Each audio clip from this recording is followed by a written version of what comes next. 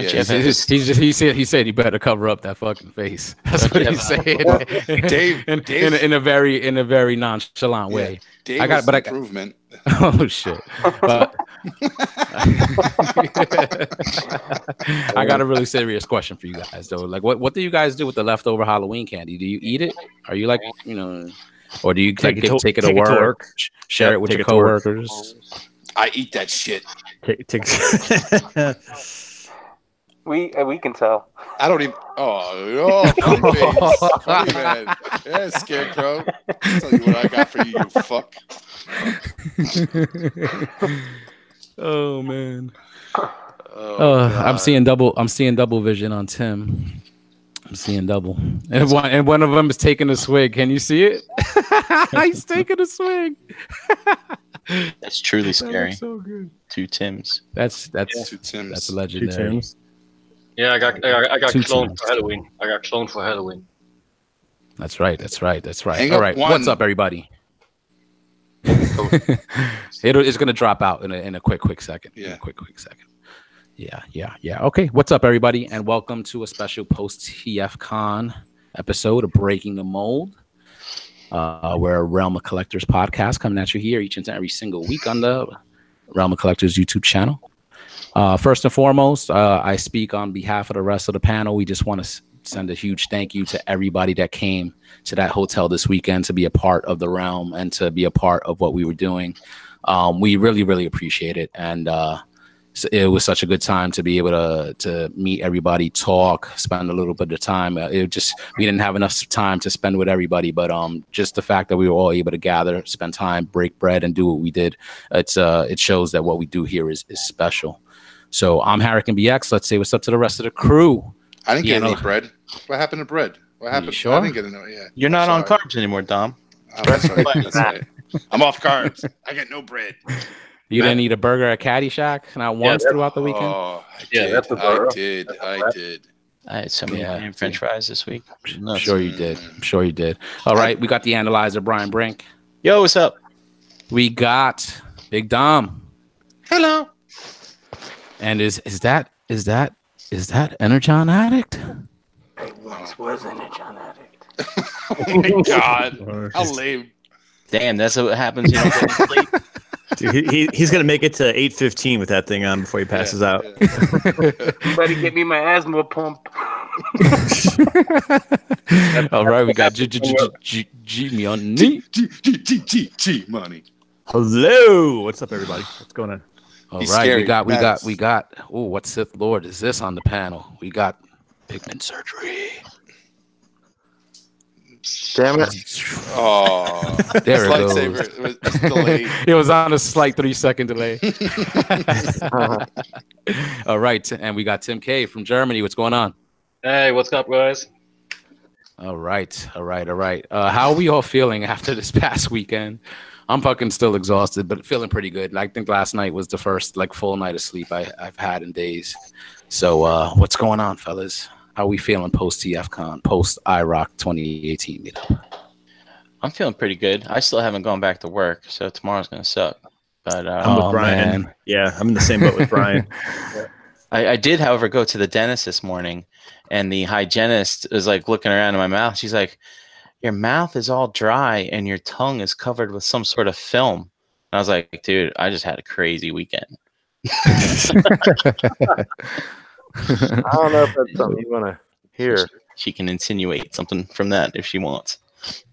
And the rest of you could too. All right, we also have a special guest in the house creeping up. Let's say hello. Who is that? Hi. Behind the mask? Say hello. Hello, how are you guys? Hey, what's up, Chan? That's scary, man. Good, how are you? What's going on? Not too much. Just chilling out after a very long weekend. Nice. Thank you for joining us tonight. Not a problem. Thanks for having me.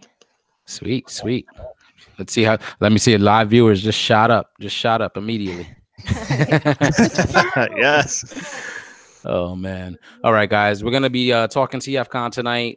We all got some stories. We're gonna go through some pictures. Brian Brink is gonna share the haul thread that we got going on in the Realm of Collectors Facebook group. We're gonna show off what everybody got.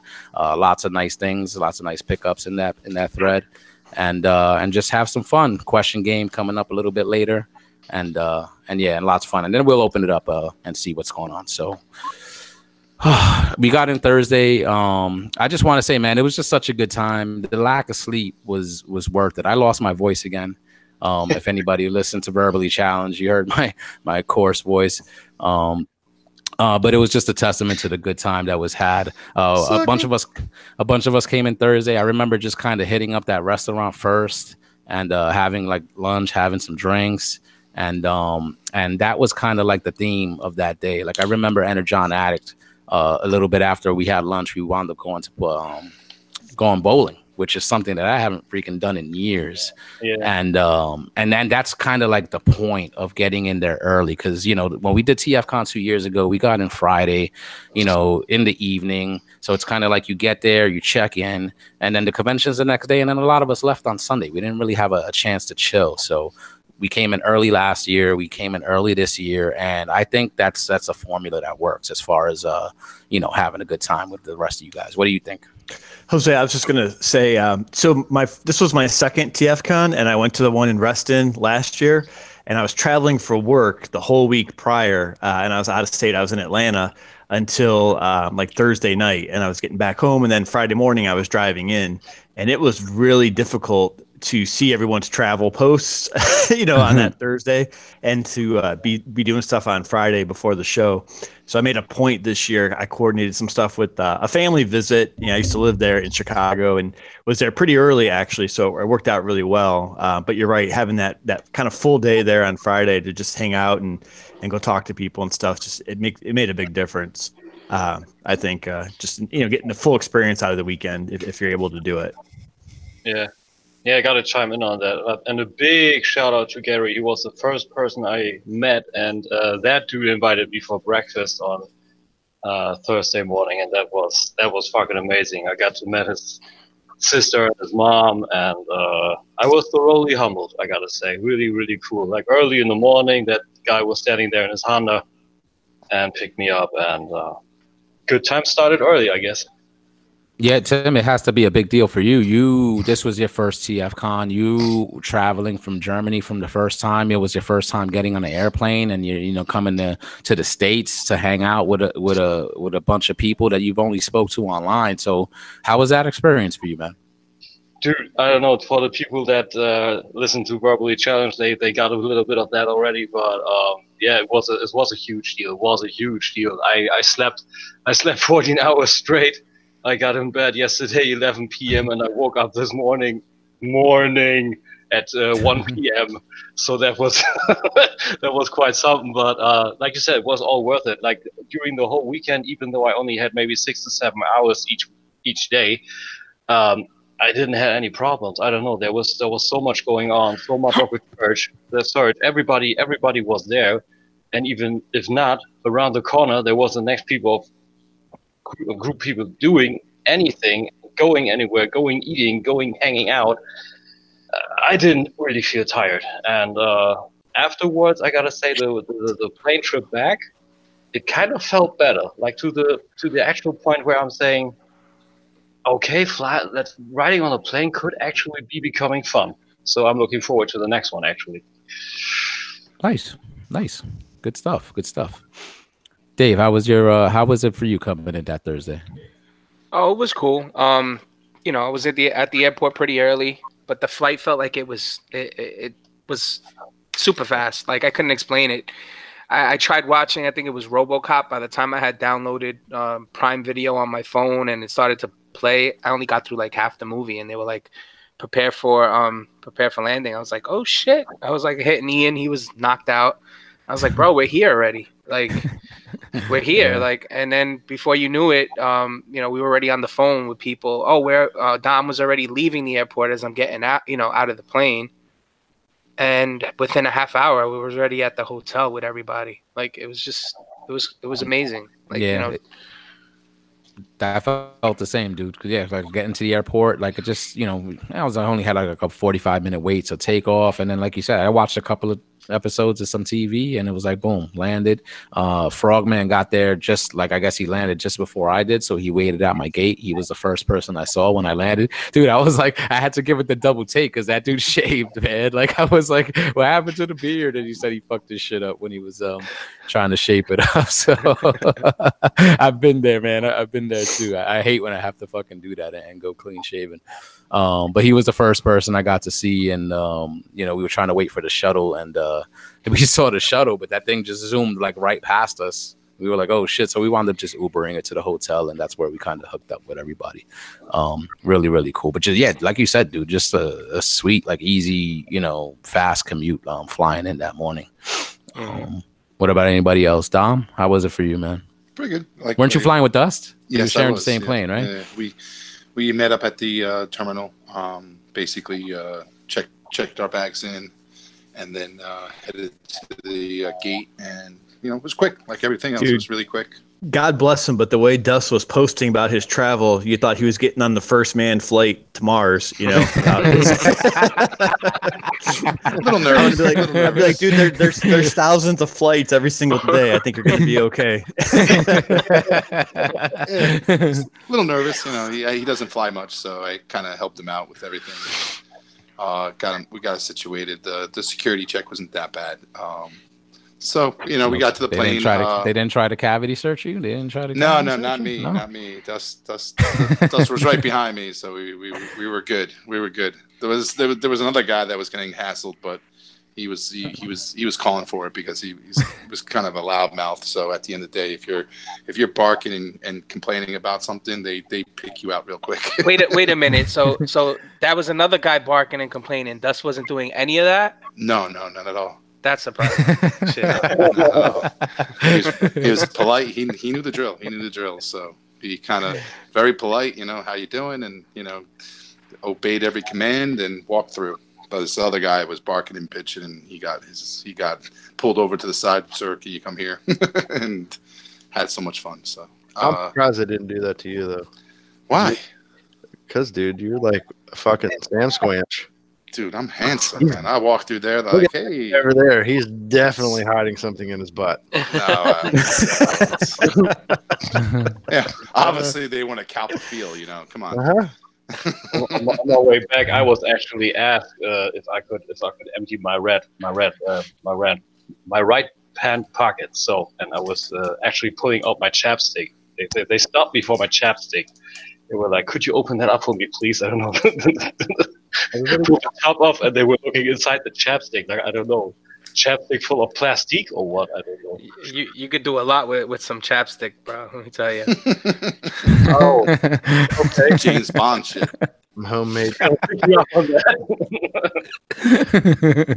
didn't have enough time. We didn't have enough time with Tim this weekend. Tim, you know how the chapstick has a little thing to turn it on the bottom? You twist it up and twist it down. What you gotta do is cut the very tip off the top of it off, and then fill the rest of whatever you're putting in there, and roll it back down. There you go. Okay, inside. Okay, cool. For the next time I'm going somewhere suspicious, I'm definitely.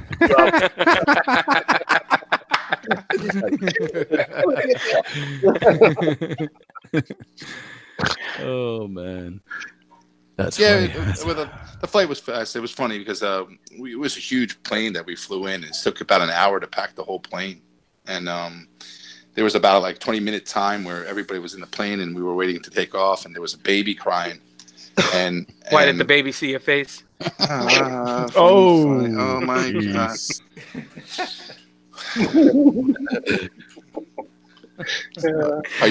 Are you done? I'm done. Don't let him rattle you, though. Don't let him rattle you.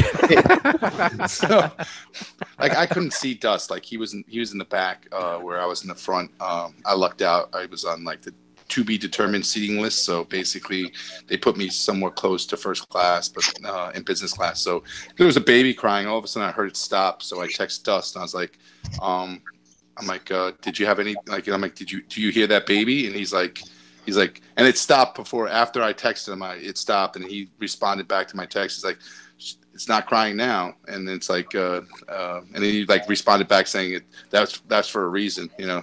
Like he just like let him like came in indication that he just basically, you know, ended the baby. I don't know what he did to it, so probably put it into the overhead compartment or you know made it stop crying. But it was fun. It was, and then we got there. We were gonna wait for Frogman, but we were like, I think he was in another hour. Until his flight came in. I think he came in with you, Jose, right? Yeah, he landed right before I did. He waited for me at my gate.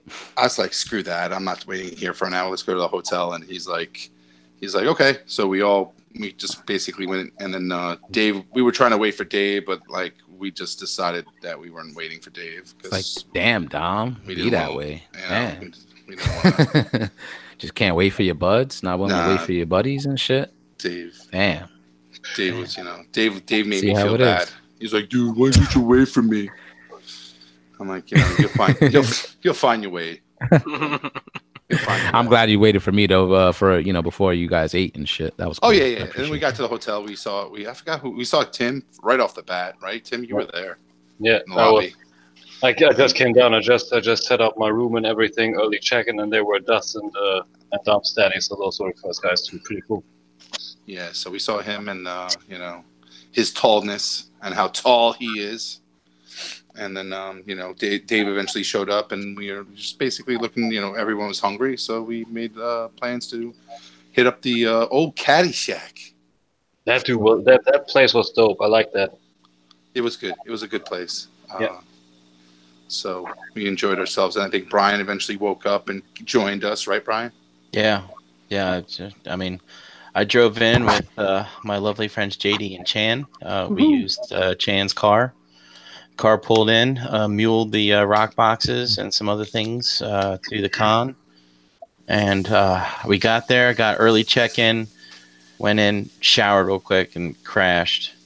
I think I slept maybe an hour, if that. I'm not sure. I think Chris even left before you showed up. Chris showed up. He just came up the stairs, and Eddie saw me approaching Chris and was like, "Oh, here comes a new challenger."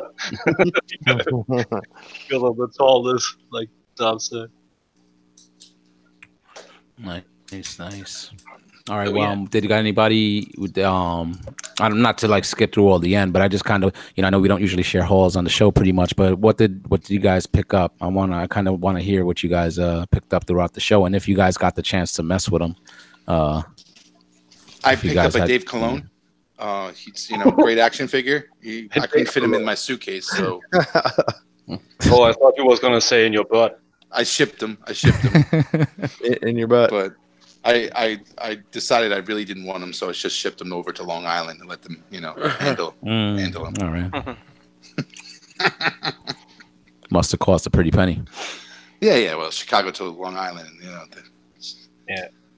With what's the size box I got you in, Dave? 12 by 12 by 6.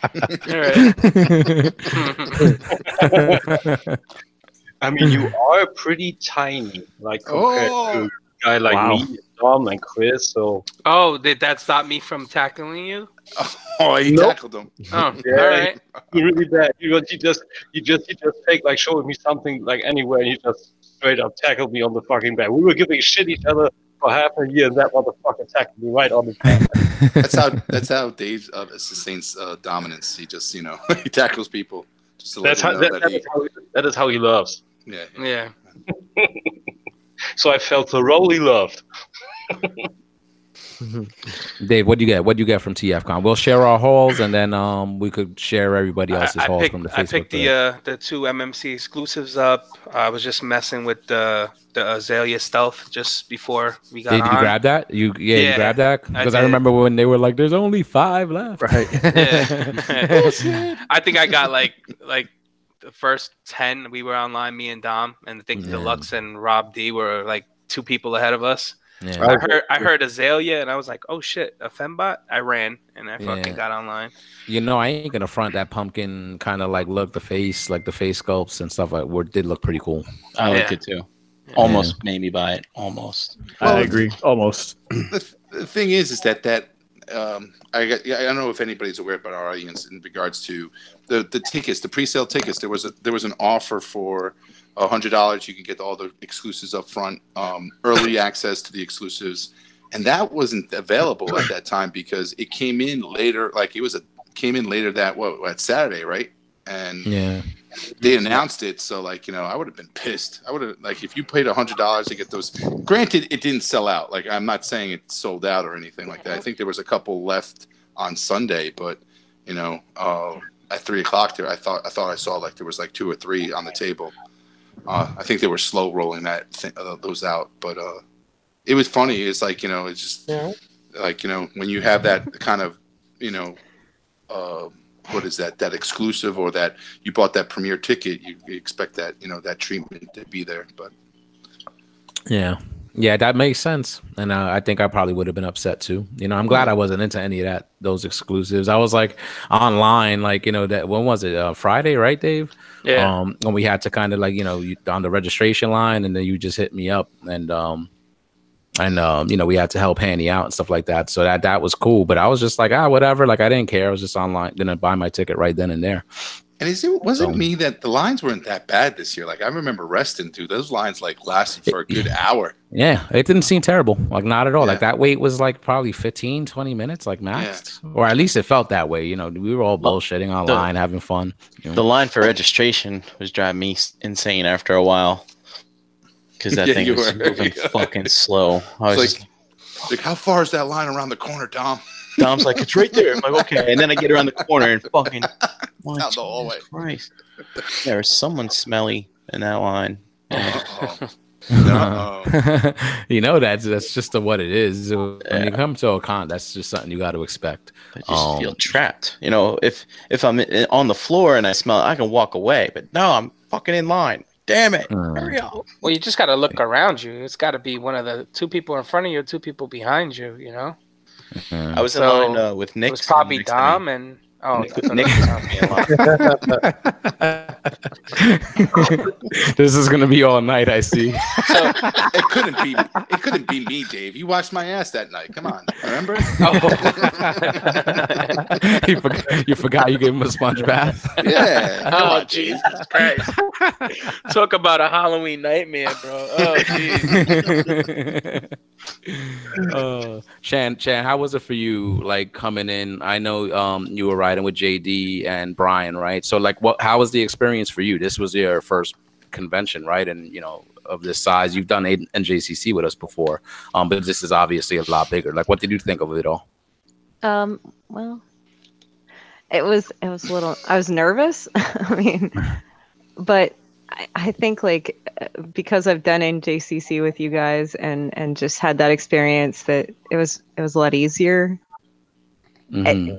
And just knowing how comfortable everybody is around each other, and just how, I don't know, it's a wonderful group of people. So it helps ease everything as far as the excitement of walking into a room like that with that many Transformers and that many people. Just knowing you guys just really helps a lot. Oh, that's cool. Yeah, that's cool. I mean, there's so much to see and stuff like that. Mm-hmm. What did you think of the dealer room, like when you got in there? Because it almost can be intimidating. You're just seeing like Transformers everywhere. Like it's like overload. It was very intimidating. It was very overload. But walking over to the Agabus area and looking around there, almost felt like a store. So that kind of helped relax things a little bit because it was set up so nicely, and I preferred being over there anyway because it was just like being in a store. And then the rest of the con away from Agabus was just sort of like, I don't know, it was kind of like NJCC or ToyCon or something along those lines. It wasn't as stressful once I got not even stressful, just intimidating, just walking around Agabus, and then the rest of it was sort of like a different show almost, Mm-hmm. Did you see anything like on the show floor, like walking around, that like surprised you? Something that maybe you saw that you didn't expect to see at the show? That's a good question. I think just the way that things were in glass cases and stuff like that was sort of a surprise to me. Seeing a lot. Looked very special, right? Yeah. I think some of the just, you know, the people that were there just selling what they had, not necessarily retailers, but seeing some very old Transformer toys that I remember from being a kid that I haven't seen in a very long time, at least, you know, in hand, you know, not like in pictures or anything, but to be able to walk up to them and look at them and remember those experiences from being young and seeing them for the first time as a child and then seeing them again, you know, at the age that I'm at. Yeah. That's a good point that you're saying that. Sorry, Jay, I want to chime in on that shortly. You know that when you first walk into the dealer room and that first guy to the right with all the G1 toys, like that's what the table with the G1 toys to go to. That was the table where I saw all the G1 toys that we've never gotten. Like Yeah. G1 Prime, G1 Scourge, Metroplex, Omega, like everything he had. I never had those, and Germany never get them. And I saw those, and I was like flabbergasted with all of that stuff. I mean, the prices were pretty heavy for me like that, but I returned to that table like more than 3 times, and just seeing those things, and especially interesting for me as a last was seeing Cyclonus and still seeing that the head will turn part of the tip, and then thinking about Quietus, and I wonder if there will be one company that will actually get it right, that the head will sometime anywhere down the line will finally turn into the head, like the tip.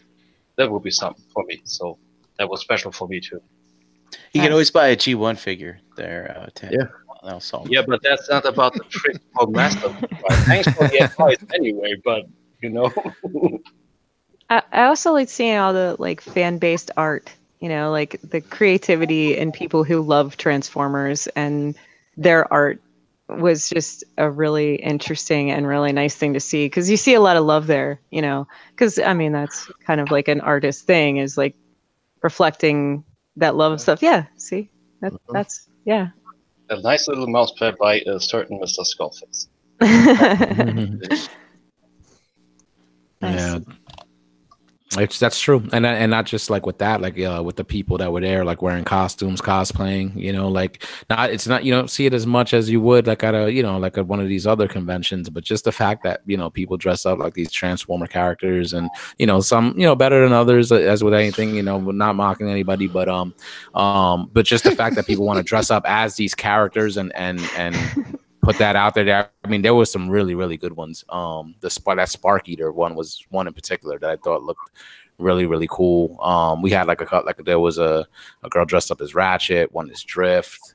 I remember seeing like a Soundwave there, like a Bumblebee, like, you know what I'm saying? I mean, it's just cool that people want to do that with these with these characters. Yeah. You know, and I give them props, because Transformers is probably like harder to do than any other character. Like mostly everybody else is like a spandex or something like that. This is like you're trying to replicate metal. You know what I'm saying? So I give these people props.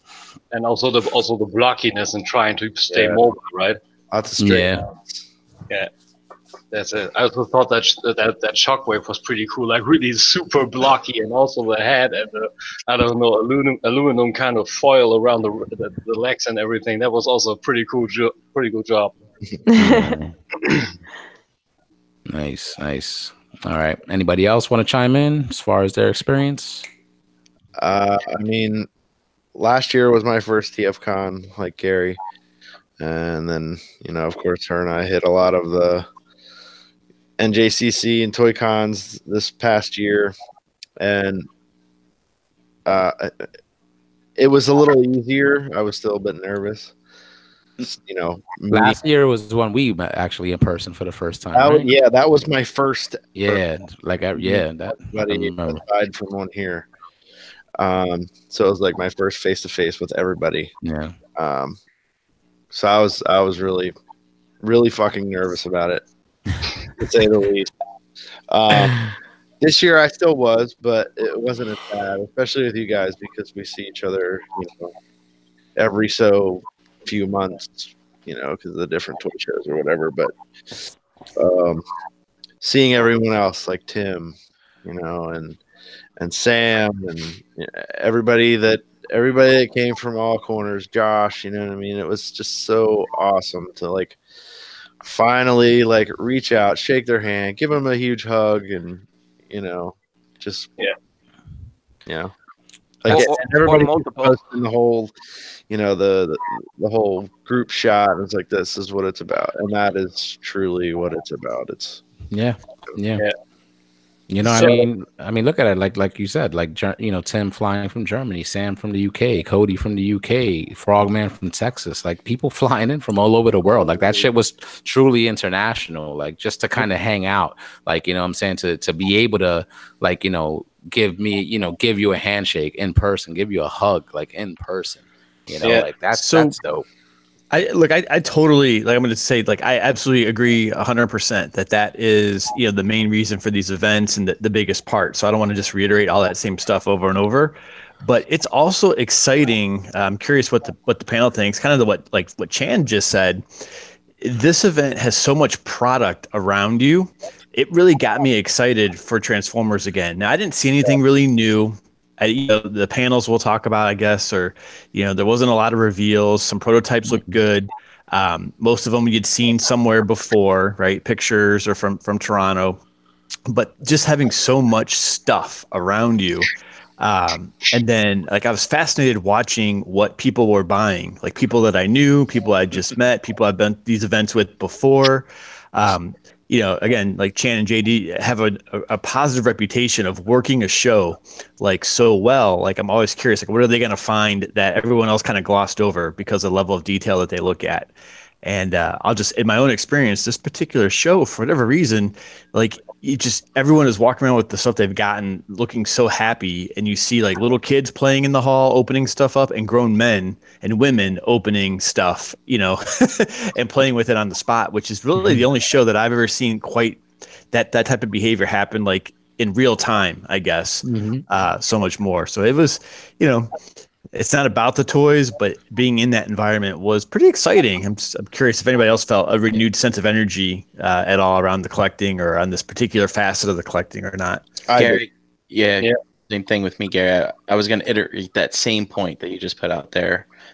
We go to these other cons, people there buying stuff and things like that. But, we make a big deal about we're going to the con and we're going to see our friends in the realm, things like that.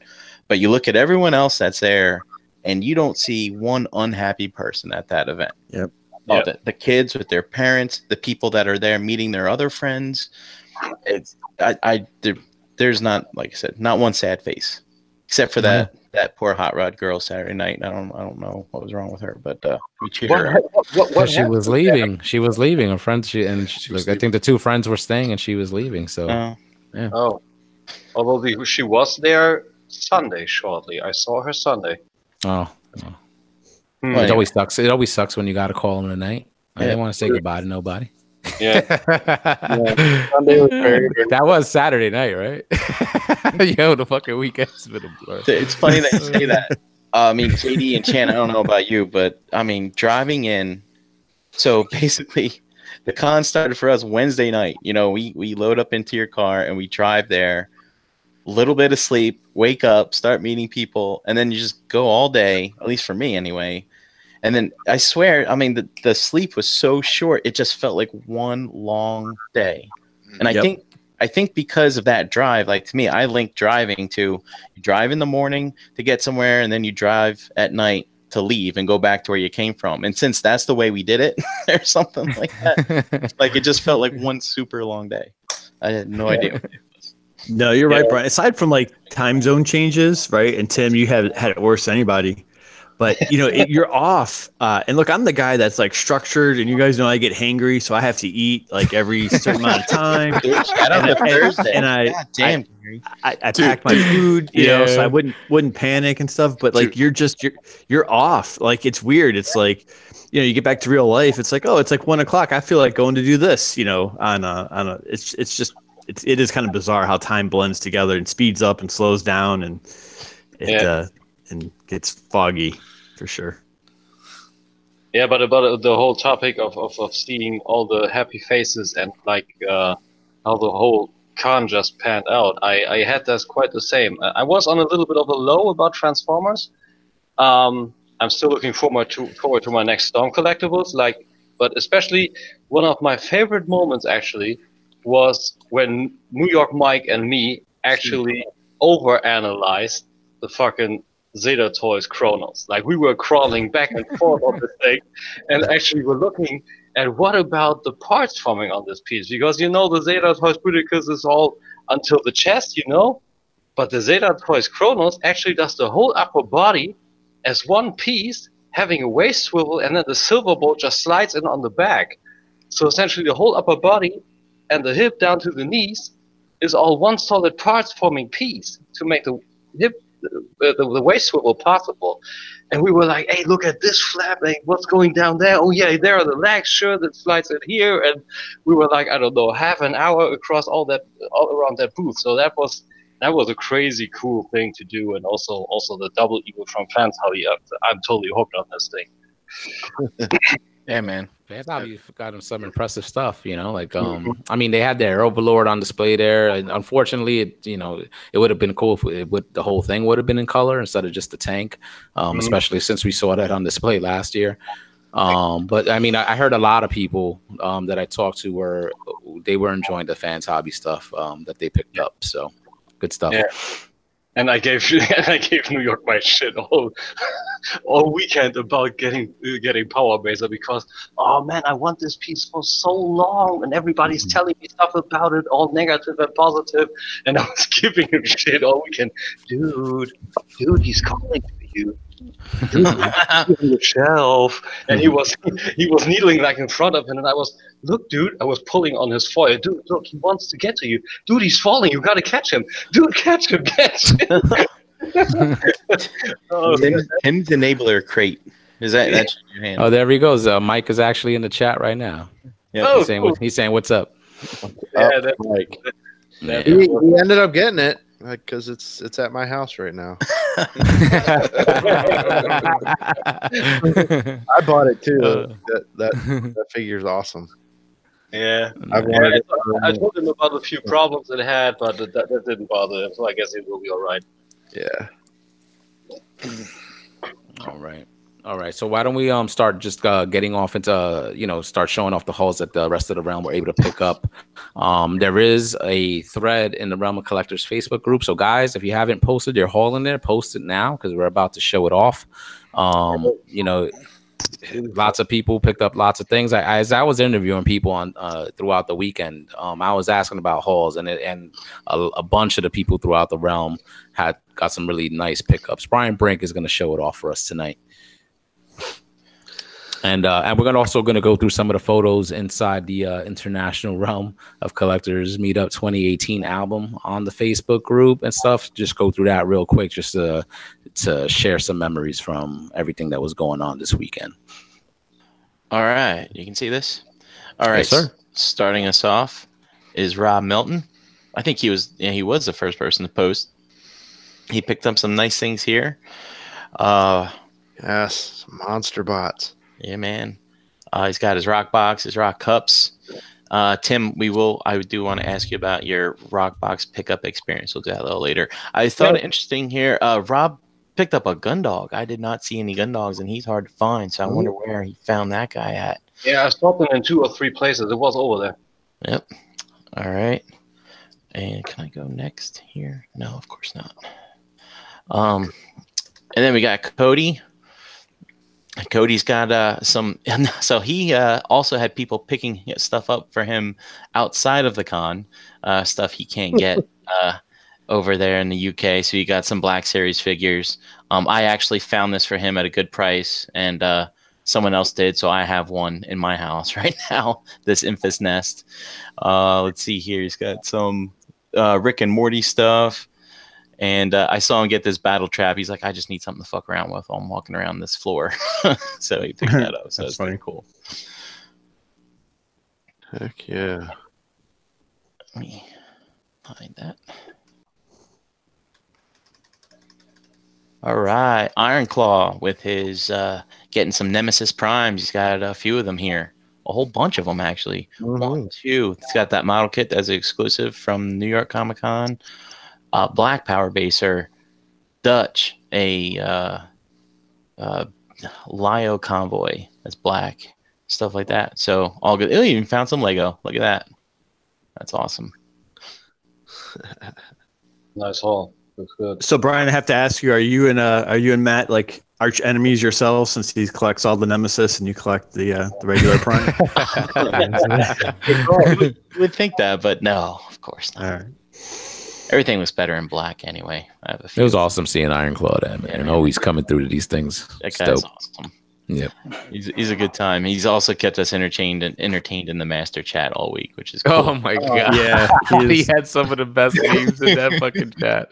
That was great. Yeah, he is equally as funny as he is on building up to it. That's pretty good. We have Sorry. Jeez, Dom. all right. Dom, elections next week, buddy. All right. I'm trying to see who I need to vote for. We've got Eric B here. Looks like he picked up a shirt from Mike Kincaid. We saw some other folks get that as well. Our first quietest we're seeing here. I think we're going to see this quite a bit. And I see a Bobby towel or blanket here, I think. So good stuff there. Armageddon, Rock Pack. I wonder where you got the Armageddon. I looked everywhere and nobody had it. Me neither. I thought Handy might have had it. Maybe in the beginning. Maybe he sold out. He only had one. He had one for another member of the realm, and then he only had one for the show floor. So somebody picked that up real quick. I guess it was. Yeah. Damn it. Yeah. Eric's also super cool dude. Shout out to that guy, man. Heck yeah. Totally enjoyed that dude. We got Ace here. He's got his Bobby swag bag here, and let's see, he picked up a few things. Some Magic Square. He's got Savant, and I want to say that's the flip out. Probably is. Or in case he needs. Yeah. I don't see a quietus here, Ace, and considering how much I struggled with it the last about an hour ago, I would have loved to have seen you struggle with it, but for another show. So take your guess, folks. We have figure banging tomorrow. So. At least it's gonna be a new figure. We got Chris G here being funny guy. I think we saw that joke last year as well. Posting a picture of a hallway. Rob Milton posting a picture of him hauling stuff. We got Matt Ellis in here with a picture of Hall's drops. Oh, sorry. Still keeping up the comedy. Lance Park picking up some Legends Dinobots. We got the DX9 ones here, and then we have these here. Are these the same size as these? Or maybe they're bigger. They're probably bigger. The Mech Fans toy stuff is all upsized. Okay. Cool. He's also got here this X2 Toys Prime, which is fine. The MMC exclusive, and also he's got this Constructo, which was exclusive. It was the first exclusive, I think, to sell out at the con. It's basically steel core repainted up as a construction vehicle. So I was very tempted to get that, but yeah. That actually looked really, really nice. If anybody wants to see photos of that, you could check it out on Kuma Styles page. He already took a few photos of it. Looks really good. All right. We got Sam's Formers in here with his Realm bag hanging up. He picked up the Realm of Collectors mascot, picked up an Ollie. He finally bit the bullet on that. He also got Quake Wave, and he was asking, he's like, Brian, do you remember if Quickwave is packaged as a gun or a robot? I'm curious. He's scared about going on the plane because I guess he was carrying it all in. So one of the things I want to see here, of course, our friend on the panel tonight, Tim, did this, but Sam got the TFCon T-shirt for the con and had a bunch of people from the realm sign it. So he was chasing people around with a silver Sharpie this weekend, getting people to sign that. So hope he got all the signatures he wanted. I see a Huff. Oh man, he's with the Pinkerton approach. He's a little late to the game, so I guess he's starting to bite on a few things. Mad Cube. Got the Bobby mouse pad there, stuff like that. Yeah, that's awesome. I remember he was telling me on the show that he picked up quite a few things, and he said it was like it's gonna be like I have to play Jenga to fit it into the suitcase. Shout out to Dust in the chat. He said he got the clap and the credit card debt from TFCon. Shout out to Halls.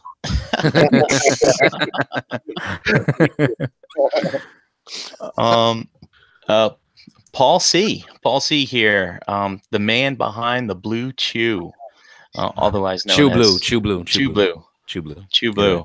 We got some DVDs here. Let's see. The guys had a building up to a shirt that was pretty cool. Wearing that around Transformers Convention. Got an advertiser you can, you know. Some Centurion stuff and some Machine Robo. And yes, he did actually get some Transformers here in the background. He did get that Azalea exclusive, and also picked up some Lego. You see this little guy right here? This is a miniaturized Lego set of their logo. Iron Claw actually gave me one as well. He was giving it to anyone he found that ever guested an episode on the show. So that was pretty Yeah, he hooked me up with one of those too. It was actually one of my favorite things to bring back. It was pretty cool. Yeah. And he got something here from Etchbox. Looks like a little water bottle. Shout out to Paul Chu. This guy actually gave me the chance to do my first ever autograph because he wanted me to sign his card from the rock box. So, Yeah. Oh, nice. Yeah, that was pretty cool. I was humbled. That was cool. All right. We got Abraham here. He's in chat tonight as well. What's up, Abe? We've got he's got the kit to make the Bob, which they did at the custom class. So he's got that. Also, you see the Azalea exclusive, the ROC mascot, and I see here that he successfully transformed his Cyclonus. I'm still working on mine, and he's also got the Severo repaints in here, and the free shot glass that we were giving away at the Rockbox pickup party. Nice. Bed bugs. Bed bugs has his whoosh cat hat or mask thing going on here, and he that dude was sweating all over the place on the thing. I bet I like this picture. It's taken outside in front of a garage. He's got his cooler and his tote here and everything. Yeah, this is great. Like he went all in on Make Toy Seekers. Wow, even got a Titan's Return, Fortress Maximus, and a Triptychon. Oh, look at that, man! This guy. Oh yes, nice. Damn. Mm-hmm. I'm guessing he was driving back to where he was coming from. So that's pretty cool. Quietus, some Skullface swag. What's this? Is this Zeta thing? This Vortex? Yeah. It's wild. That thing's huge. All right. Moving down the line. Look at this, Tim K. Boom, he says. Boom. Tim K has swag from the convention, but also, you know, with him being his first time in America, he wanted to go to Hot Topic and stuff. I expect that's where this came from. Yes. Yep. Seth Rollins t-shirt. Very nice. And he also went to the, what do you call it? The Neek? The Neeks? Nike. No, we call it Nike. Nike.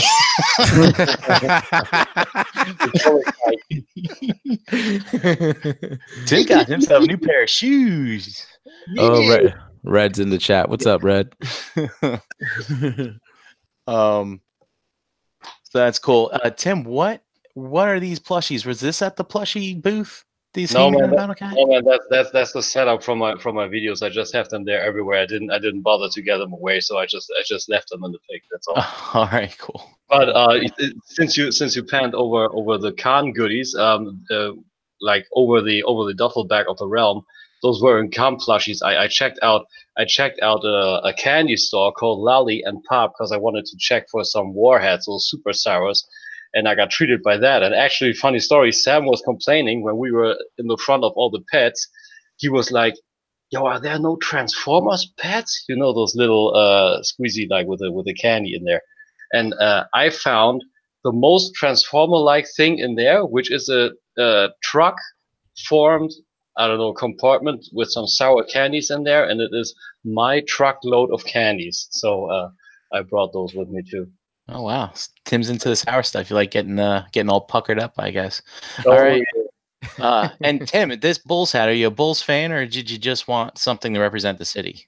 I wanted a Bulls hat for so long, but I didn't want to go the normal route, like, I don't know, doing a white hat with a traditional piece or a red hat with a traditional piece. So I opted out for this one, which has the Chicago Bulls logo more in pink and blue, which was a nice variation. I like those color combinations. Okay, cool. Nice. Moving on to Calum here. So I think this is my first time meeting him. He's got again some nice exclusives here. Got the Bobby hardcover book. That might be a blanket back there as well. And he got one of the plushie dinosaurs from that girl's booth. Those are pretty cool. Yeah, I picked them up 2 years ago. It's pretty nice. One of the things, he's got an etchbox glass here, and this piece of Bobby merch, does anybody know what that is? I did not see that. Is that a magnet? Does anybody know? 'Cause if it's a magnet, I want it. I got open eyes. I can't tell. Cool. He's got that super awesome flip out. Man, that thing's just that's the one piece actually I wanted to pick up, and I forgot to grab one from Handy before leaving because it would have fit in my bag. I would have stuffed that shit in there. Yeah, something else too. He picked up last year's exclusive of the Turageous. It's the white recolor. But it's all dirtied up. Yeah, that thing looks great. Huh. Sweet, man. There's a lot of nice pickups we're seeing here. Yeah. Got Josh Lawrence. Josh Lawrence. Did you guys meet him with Josh Lawrence at this con? I don't know. I'm not too sure. I can't remember meeting a Josh. Me neither. But he's catching up on his Fans Toys Dinobots, it seems. Fans Toys Coot, Fans Toys Spindrift. And he got the new blades, the Generation Toy blades. That thing, we saw pictures of it a couple weeks ago. It's pretty awesome. Yeah, it did look pretty cool. I like that one. G1 tracks here as well. The Encore release. Or the commemorative release, I should say. We got Vinny, Master Skinny Toys. Oh, man. Good night, man. Got the big, giant Bobby print of the Dinobots here in the frame. Also getting Fans Toys Dinobot Snarl. Some Matchbox stuff. My roommate. Your roommate. How'd that go? Good? I'll have to ask him. Yeah. If I may, I have a pretty good story about that, but that's not too long. The fun part is that dude has thorough energy. You know, he's always on point, always talking, always around the place. The dude is just crazy. I don't know how he do it, but I got the slight theory that he is getting burned out by the end of the day, because once this guy hits the bed, 10 seconds later, silence, boom, he's out. Nice. Like, he's crazy out. He's not even getting when I'm showering and anything. I get up, I get shower, I get out. Later Cool story, Tim. It's awesome. He's out. All right, we got Riddler Circle here. Got some shot glasses. Is this the exclusive from this year, or is that the older one? I can't remember. I think older. Is Snarl plushie? Is he the one to get? I see everybody's just getting this one, or did all the rest sell out? It was just kind of funny. So, dude, I had a great time with Ian. Man, we are cracking up each other all weekend long. Good times. Yeah, Ian is cool. Just ask next time you see Ian, ask him about being blinded, and he'll have a story to tell you. We got Craig R. Picked up some things for his daughter. Craig R. is a really cool dude. He's got a plushie of RC here, some stickers, cool T-shirt. Nice. Getting her started early. Good man. Good man. Oh, and here's his haul. Oh goodness. We got Quietus, Lupus, the Realm mascot, all good stuff here. Oh, we got some Agabus coupons. Did you guys get Agabus coupons? I grabbed one as like a souvenir, but it was like I saw it on the floor. I just grabbed it, picked it up. It was used. And of course, his Rockbox stuff. Jose picks up used condoms. That's why they call me Horrigan BX. We got Greg, who didn't come to the con, but he just wanted to jump in here real quick. Said he got an MP10. We got a combination of Jason, Lowry, and Bethany in here with their haul. Nice. More Make Toys seekers, and he doubled up on oversized masterpiece figures, Megatron and Optimus here. I think actually those might be the two pieces he picked up with the $200 raffle that he won. Yep. Man, Nice. Lucky numbers. This looks like some Bobby Batman art back here, and Skids etch box. Mike Kincaid stuff, man. Spreading the love all around. Love. Yeah, I love to it. see it. Yep. Nice. Oh, and he's got Quietus over here. Whoops, missed that one. There he is.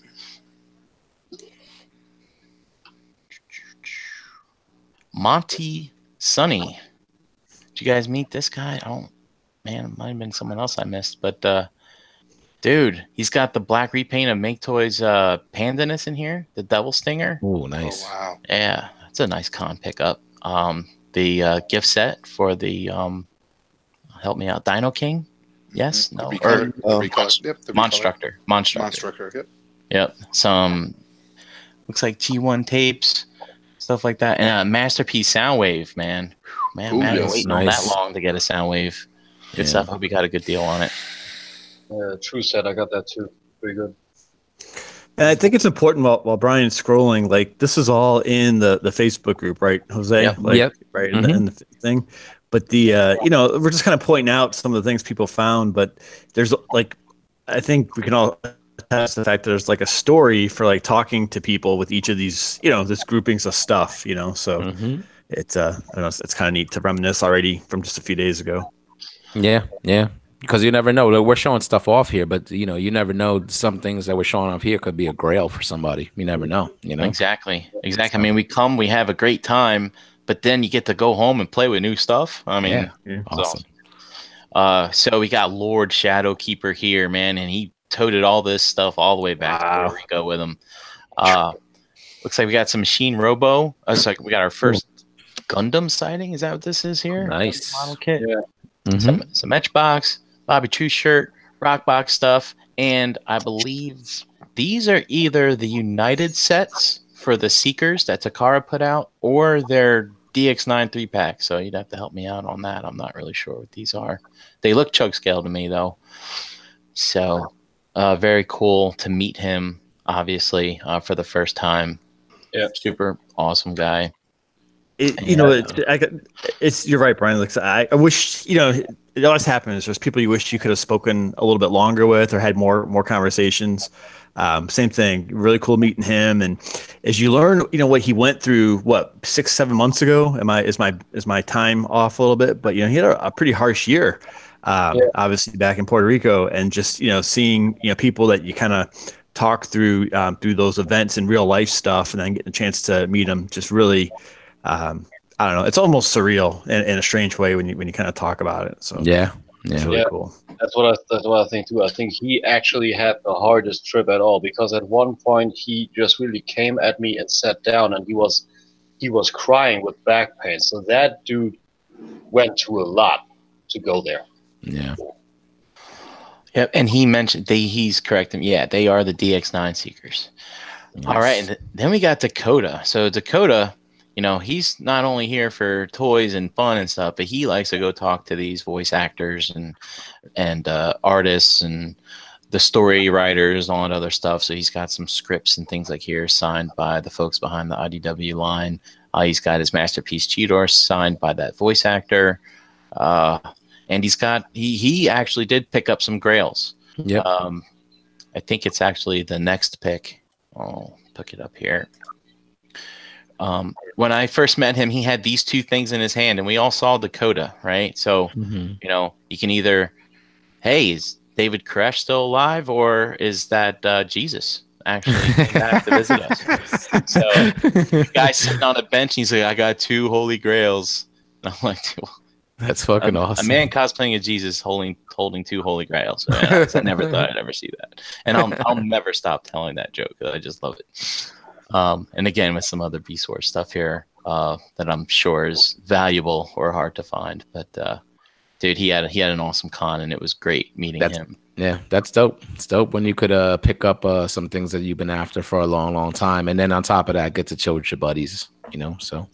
We got Mark 44 Prime showing us a picture of a deep dish pizza, and what seems to be a modest haul, but things that he needed to catch up with in his collection. I'm sure he picked up that Constructo steel core figure from Fans Project and some Diaclone stuff. I actually have a spreadsheet of Diaclone releases that I was sharing with both him and Randy from Nerd Out, and he picked this up, and this is one I've been fighting Perfect Effect to put out a figure to homage the Diaclone line.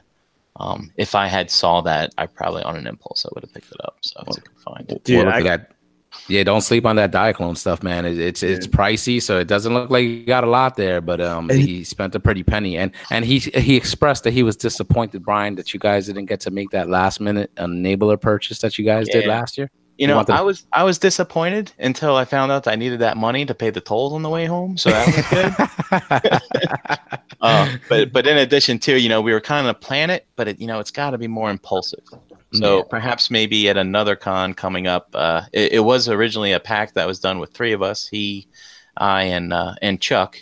And Chuck unfortunately couldn't make it this year. So that's Brian, what it was. Scroll back up for 1 second to his first picture of that. See that pizza? Let me tell you, I got to talk with him a little bit this year about fitness and stuff and working out. But then I saw that he and the Nerd Out guys went to Lou Malnati's, and everyone gets the Giordano's pizza there because it's close. They have a location really close where that hotel is, and they'll deliver it.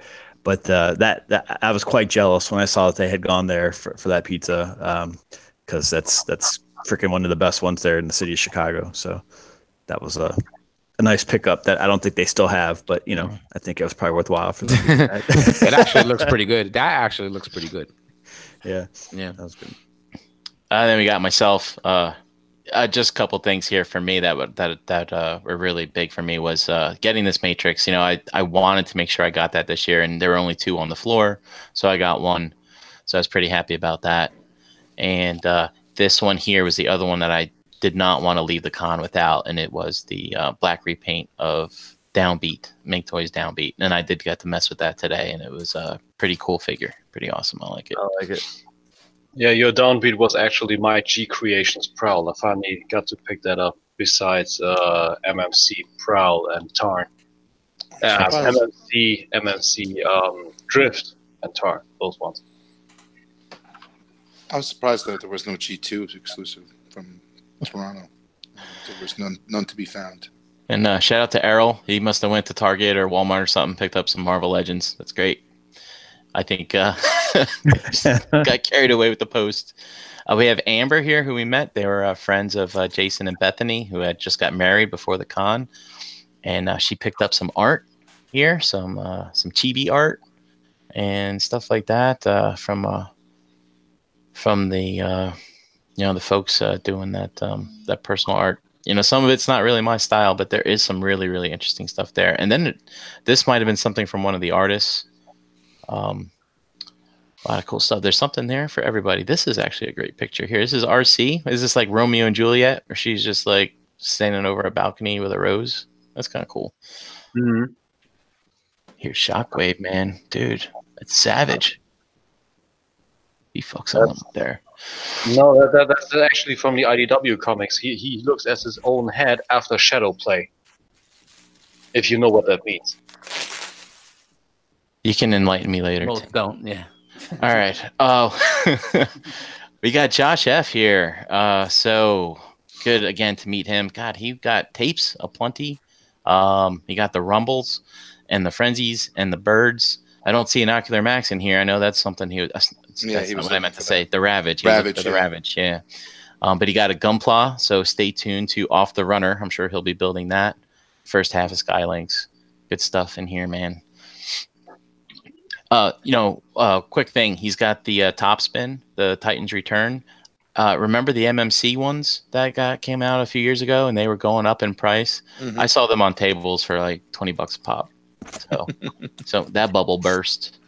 And he's got pictures, of course, of the Rockbox stuff, and he picked up one of the New Jersey NJCC exclusive shirts for his wife. So it's pretty awesome. Shout out to Misty. Oh, and of course, is Lego Man. So we all got Lego Men in the Rockbox. When I went to RetroCon and stopped by Bricks on a Dollar shop, I was like, Bricks, you know what I'm looking for. I found a peg leg in his Build-A-Figure thing. He's like, he's like, I know you know what this is for. And then he went and he's like, no, get this one with the silver leg. So so Josh could have a Realm Lego dude with a peg leg. So that's pretty cool. That's the greatest. That's the fucking greatest thing. And shout out, because I heard when Gort was there when he opened that, and he said he was very appreciative of that, which was which was awesome to hear. Yeah, and Gort didn't know why I was picking it up, and Gort was with me when I was at the store, so it's kind of funny. He's like, "Now I know why you got that." So he also got some Bobby swag, and a model kit, and some Etchbox stuff in here, which is great. Rogue War 71. Good man, this guy went out. He went out hard, dude. We got the Realm mascot, the first part of Skylinks, some. This looks like a Zeta aerial bot. He got 2 Black Widows. Ooh, shout out to some Scarlet Love from Rogue War 71.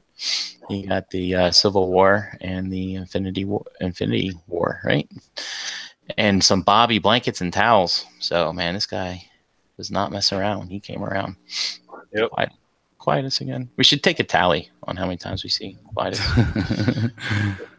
And then we got the epic haul of our friends here on the panel. Damn, girl. What you doing, Just digging deep. That's why I said JD's schooling me how to do this. Most of that stuff he had on a list that he wanted really bad, but yeah, The pupils schooled out the teacher. Nice. You guys cleaned up. You found, so I only saw Sentinels for this one, this Omega. Me too, You found the me real too. one. Oh man, and you guys went Legends aplenty. Dude, those Magic Square. Mm. Oh man, those are they're the Oh, and you got these guys. These guys are hard to find, man. shit. Yeah, Yes, they are. they're Ages all 3 and up back. on them. A couple double shirt packed rock boxes. Yeah. Is this a Bobby coffee cup by any chance? Yeah. Is that what that is? Travel mug. Sweet. Yeah. Mike Kincaid beanies. God, man, all out. Damn, you guys spread the love. And a Bulma, right? Yep. Yep. Hey, Brian, how do you know that one? Check. Hey, man, I pay attention. I pay attention. Oh, and I see you guys did go back and find that. So we traveled to TFCon in a Toyota FJ Cruiser, and they picked up a figure / model kit of a Optimus Prime cosplaying as an FJ Cruiser. I'm glad you. it actually transforms. Oh, it does. Oh, get the Totally. man. Yeah. And I, it has you can change it from yellow or white. Oh, It has please. everything on a sprue. Oh, cool. Please bring that to TFCon. I want to ToyCon in a couple of weeks. I want to see that. well, I took some pictures of it. I'll post them then. Excellent. Great haul. Oh, thanks.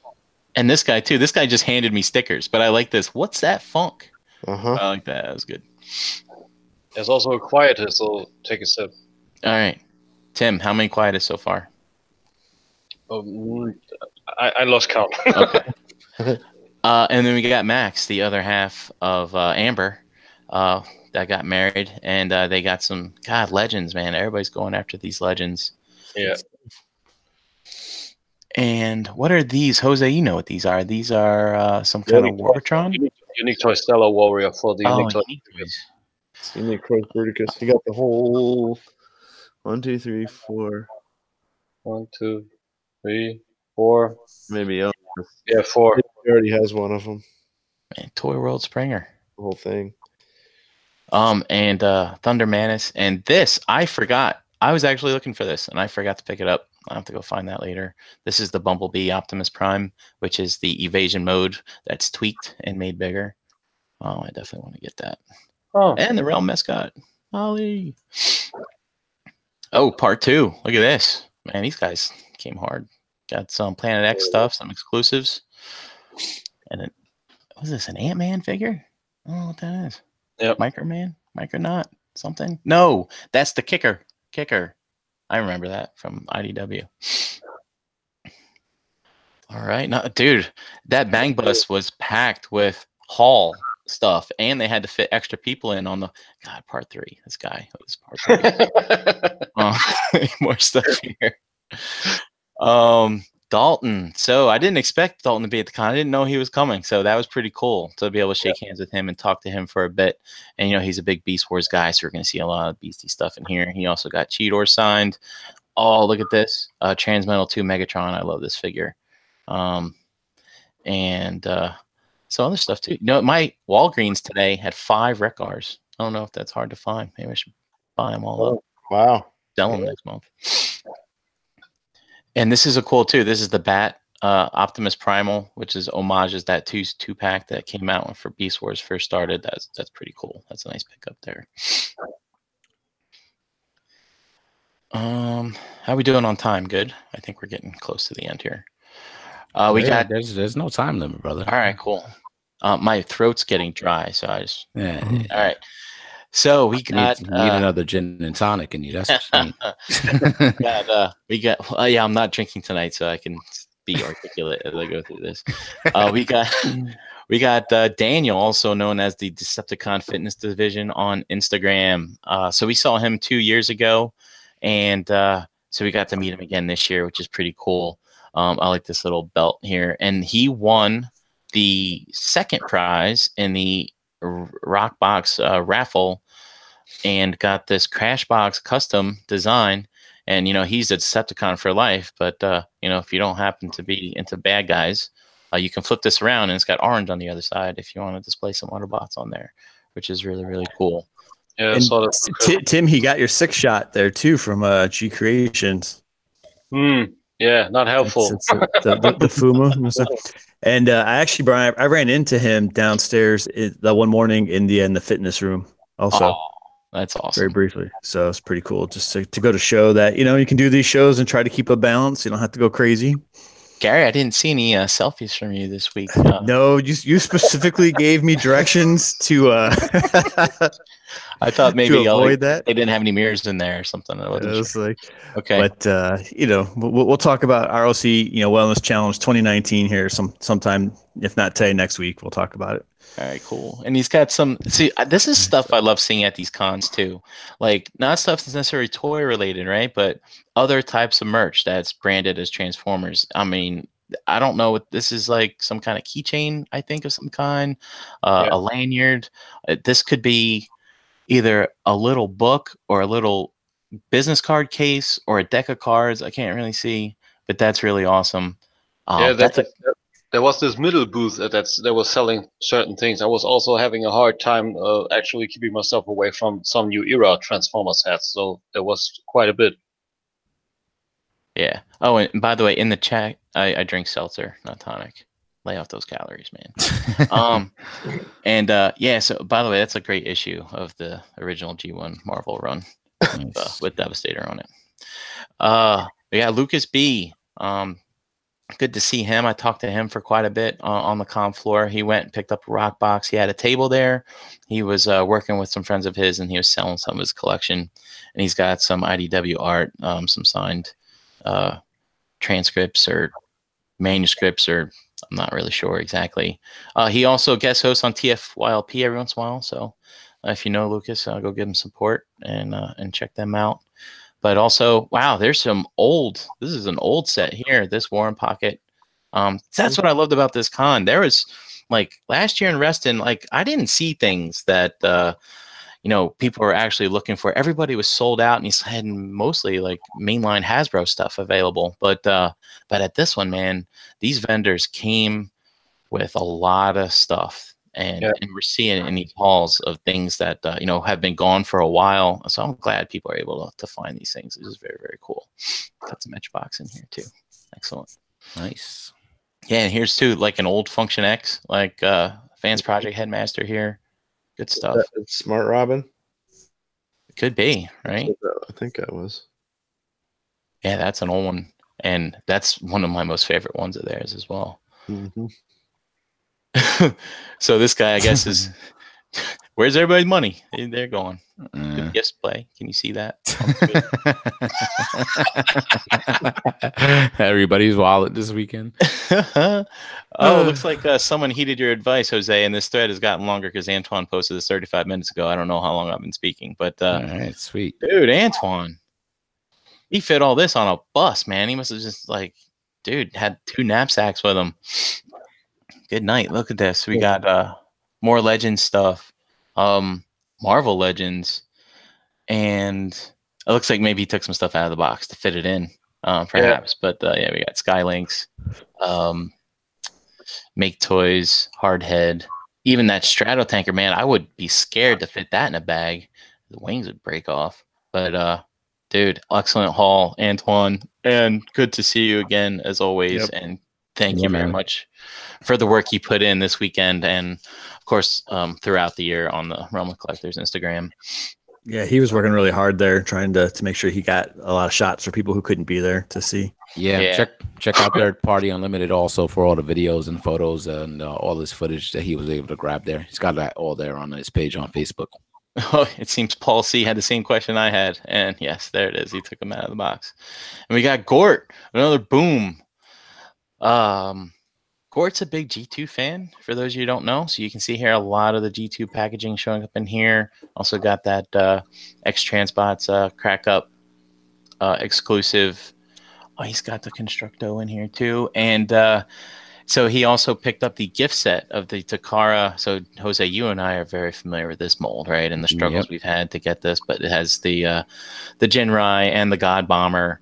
And it looks like he did get one upgrade set for it. So, I mean, I didn't get the gift set. I had to get 3 upgrade kits on mine to get it to work properly. But shout out to Gort. Always good talking to him. We're going to see him probably in a couple weeks as well.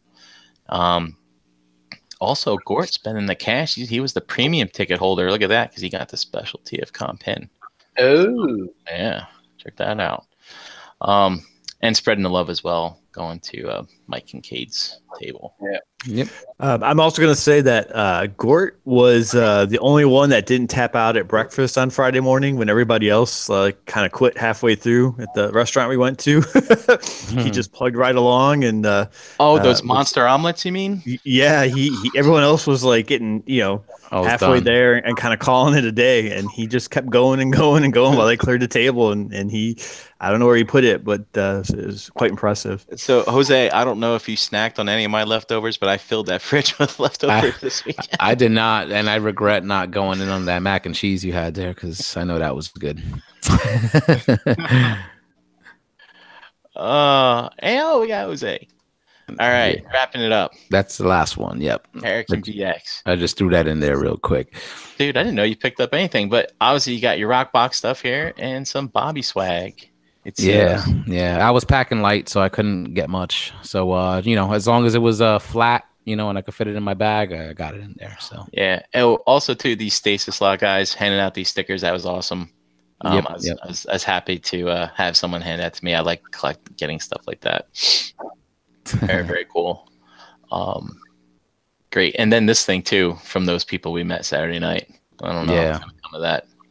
I got their card, so I'll contact them and we'll see what happens. Talking about networking, Yeah, I didn't go to their panel because I didn't want to miss people leaving. So, very cool. Yeah, thanks guys. Thanks for posting your hauls in that thread. Please continue to post your hauls in there and post your hauls in the Realm of Collectors Facebook group.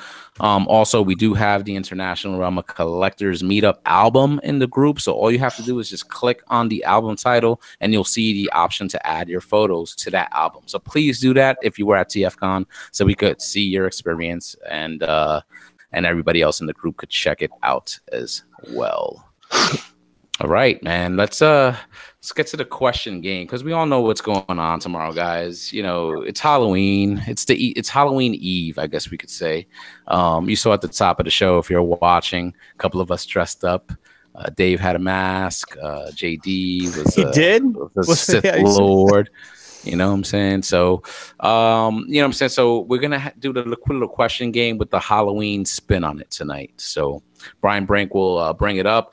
The people that are going to be asking the questions will be asking the people in the chat a question. Whoever answers first will be able to pick the number, and we'll continue from there. So I'm sorry, Brian. I'm putting you on the spot. You're working tonight. No, I think Dom's first.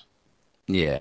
He wanted to ask the question and stuff like that. So Dom, you got a question that you're ready to ask the chat tonight? Sure.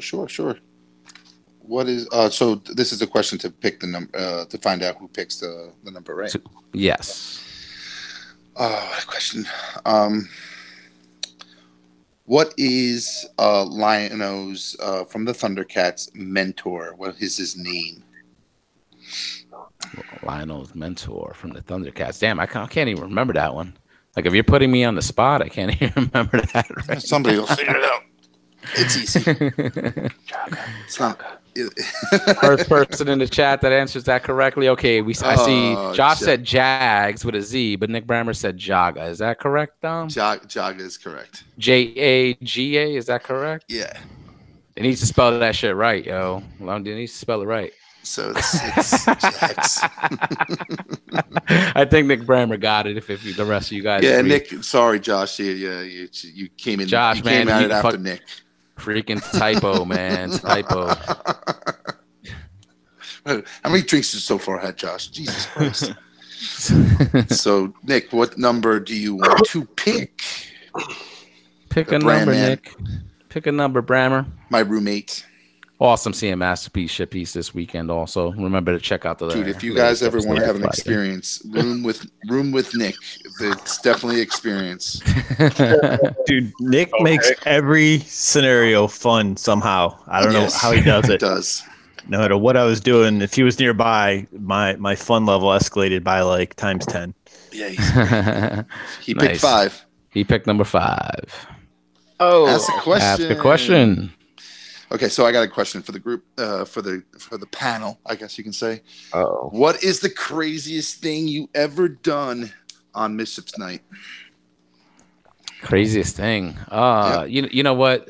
I don't know if this happens everywhere, but Halloween night is kind of known for getting into shenanigans. So you break out the whipped cream, you grab the eggs, and you kind of roam the neighborhood looking to bomb people and stuff like that. So that's what you try to avoid here in the Boogie Down on Halloween night. And back in the day, I used to be one of those perpetrators out there, just egging my friends and getting into egg wars and tossing toilet paper and eggs off roofs of buildings and stuff like that. And, it was crazy good times. But that's as far as I went.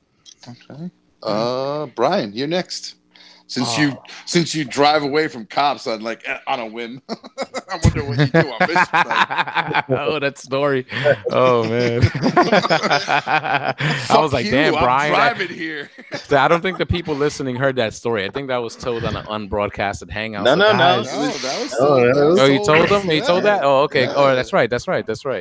Oh man, I told JD when I took the wheel, I was like, I promise I won't run from any cops.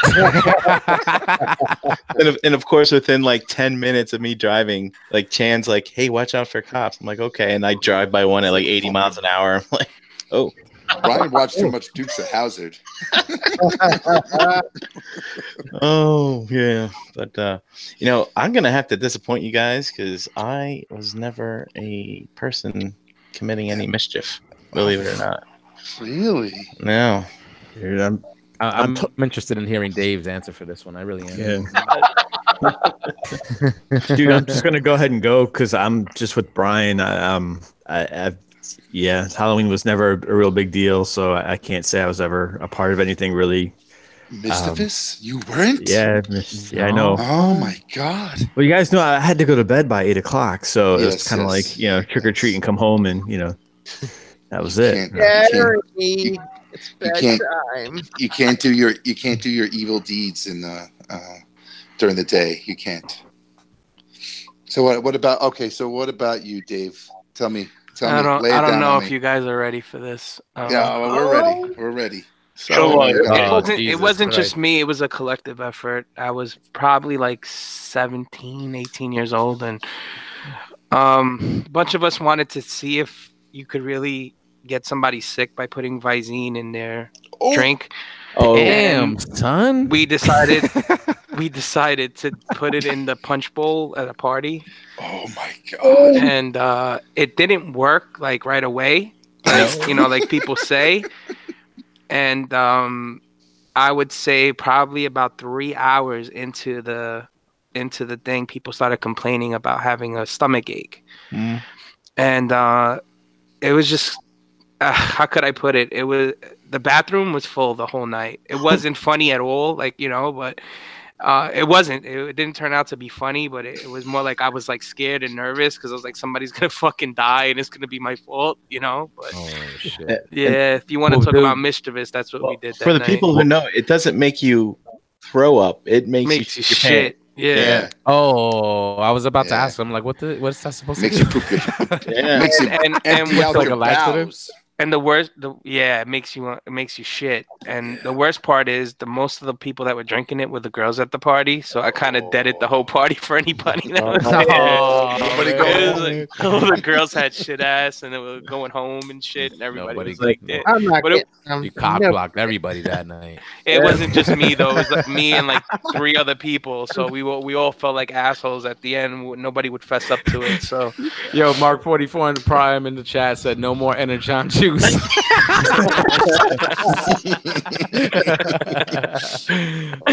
shit. Definitely not, dude. Definitely not. Dave, did you oh, go you telling me it didn't work at TFCon? We could have blamed it on the Chicago pizza. Dave, did you go the extra mile and like hide all the toilet paper in the house too? Oh, no. That would have been. No, the problem is that after the first hour, one of my buddies was like, "It didn't work. We got to put more." That's what they kept fucking running by the butt thing and squeezing fucking Visine into the fucking mixture. It was gross. Was it the Riddler Circle's laughing in the chat? Was it the Riddler Circle doing that with you back then?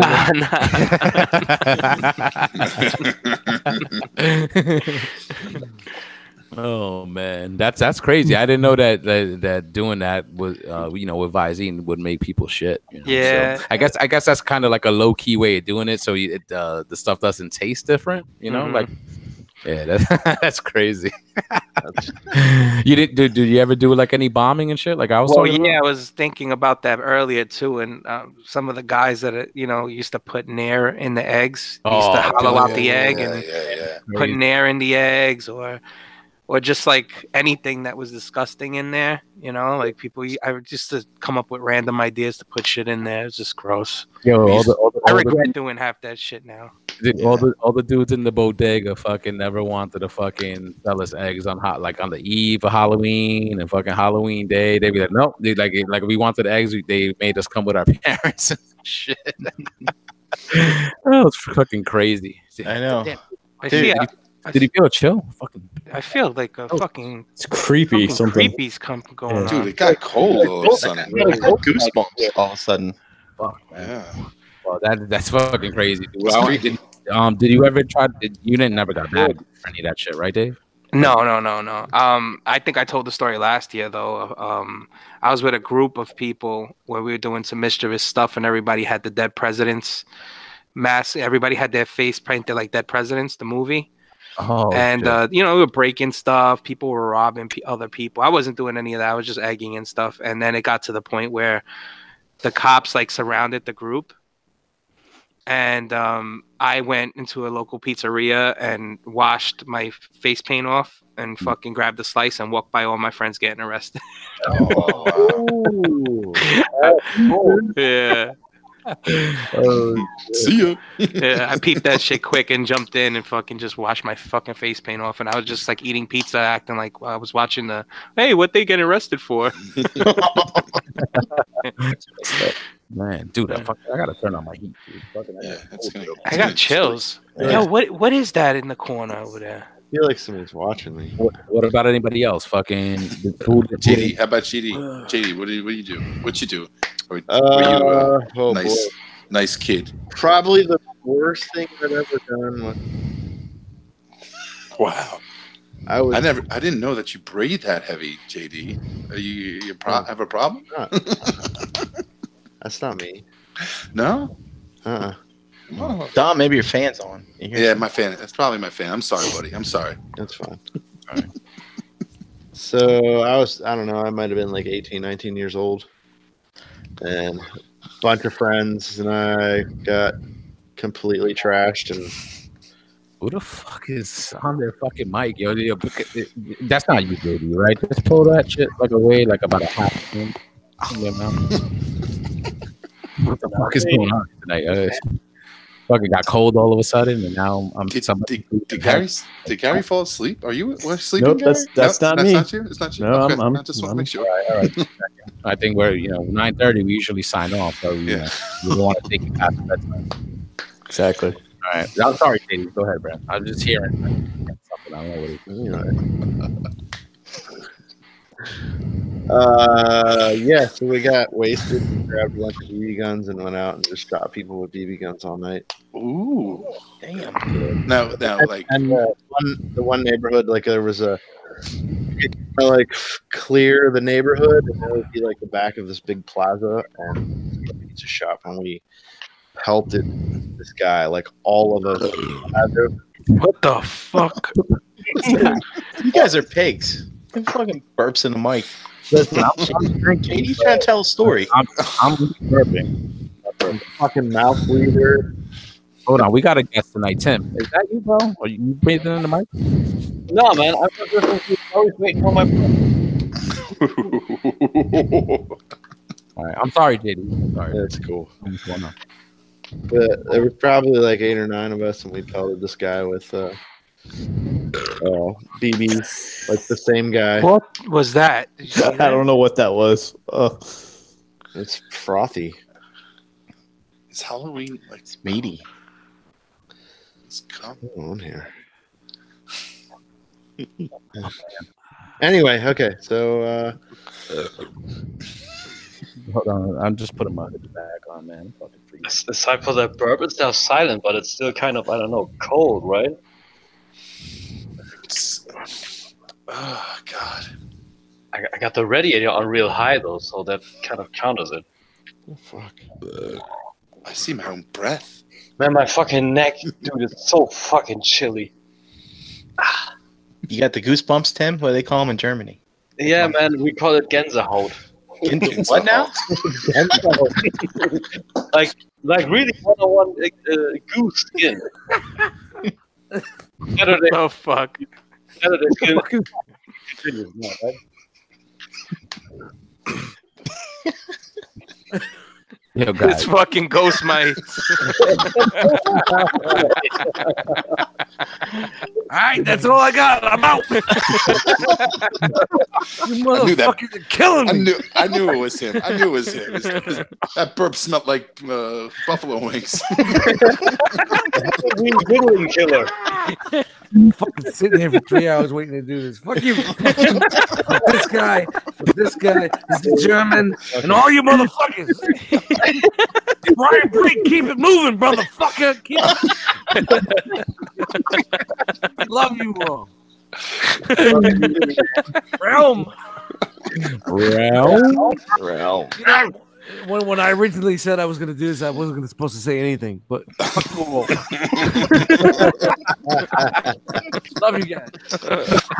See you later, bud. Happy Halloween, you bitches.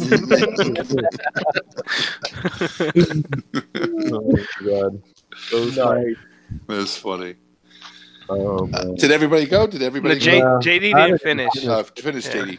I don't know. Me neither. Yeah, I don't know. We called it some guy, and then we fucking ran, and him and his buddies got in a truck and chased us. And I have a nice scar across my forearm from jumping a fence, and the fence fucking tore in. Memories. But yeah, we were all fucking wasted, ate acid and shit. Yeah, we were fucking heathens. Of course. Ran around and people like hurt people, fucking, or trashed people's houses and shit. Oh shit! Stuff that you regret now, right, JD? But back then it was fun. The good old '90s. The good old '90s, right? Okay, I guess I'm next. Go ahead, bro. So basically, we always went out for Mischief Night. It was like a thing where I lived, and we would always do crazy shit and like some stupid shit. Like one of which we would take people's swing sets and from the backyard and we put them in the front yard, which was always fun because you could drive around the neighborhood like the next morning and everybody's going to school and you see everybody's swing set in the front yard and they're asking why. That's pretty funny, but it's stupid at the same time. It's just so stupid. But everybody wakes up and just imagine the parent walking out, going to work, and just the swing set is in the front yard. So we thought that was funny. One year we did that. Following year, we as we got older, and I hung out with a bunch of football friends and stuff like that. We used to one street. We turned all the cars on the parking lot sideways. So like we grabbed the ends of the cars and we would turn them sideways in their driveways, so they wouldn't, when they woke up, their cars were Who sideways. did you hang out with? Buffalo. Well, think about Don's been football for his whole life. Yeah. It's probably the front line or with him. Yeah, it's pretty much it. That was the offensive line. So, but that was always fun. And then we always have our egg fights, and we would always plan for those egg fights by putting eggs in our attics over the summer, and have them nice and rotten when we throw them, and my God. wouldn't be able to take out that stink for a while. God damn, those fucking Jersey people, man. We bought fresh eggs. Dom was letting them marinate for a bit. Dude, we did everything. We did like peanut butter under car handles. So when people I used to open up do their cars, shit. I used to put a piece of dog shit yeah. underneath people's handles instead of fucking peanut butter. But Dave, then you get shit on your own hand. No, you use a stick or something. You don't touch it, a plastic bag. You don't use your hands. I could see going out with Brian and Brian going, "Oh, that looks like fun," but now my hands smell. I'm not getting the fuck now. Dude, you guys are nasty. Nasty. and Gary's thinking his friendship could have done his work right now. Gary was that kid with the fucking car at 16 picking up shit out of his handle. That's why he says you guys are nasty. What kind of animal would do something like this?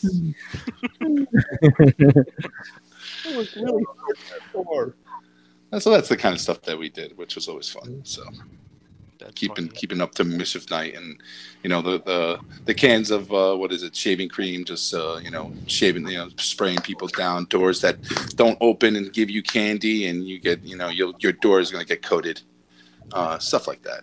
Yo, Red in the chat said you're a savage, Dave. He said you're a Savage. Ew, it's dirty.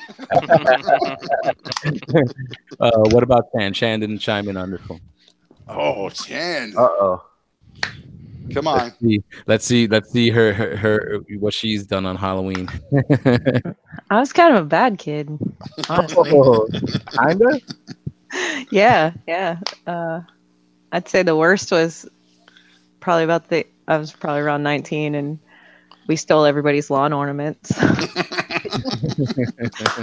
Like wind chimes off of front porches and people's hoses off the side of their houses. And yeah, that was a good Wait, Chan, at 19, you weren't a kid. You were just being a criminal.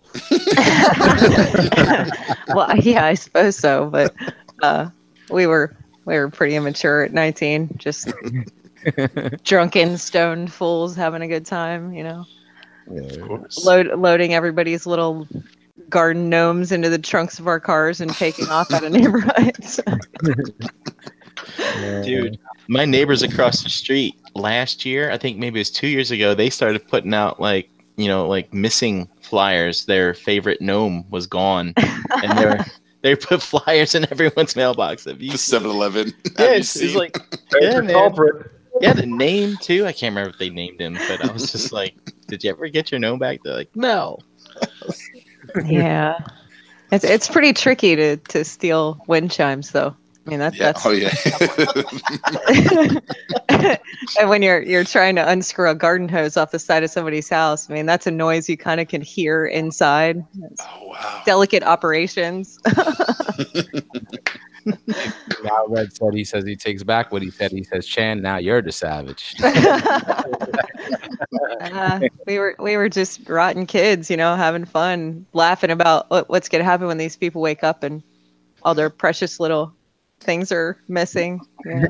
I think we stole a concrete mushroom out of somebody's yard that probably weighed like 100 pounds. And there's like 3 of us trying to carry this thing in the car, like waddling like ducks, like, hurry, shut up, no, and just stumbling over each other and laughing. And, this, 20 some years ago. We were just having fun, just being Don't- kids, doing don't- stupid stuff. Don't lie. It was just last week. Mom, Jan's like, I can't wait for this podcast to end. Listen, 1980, You're gonna come out and cause trouble. JD's already buying the more detox to put lawn gnomes in them.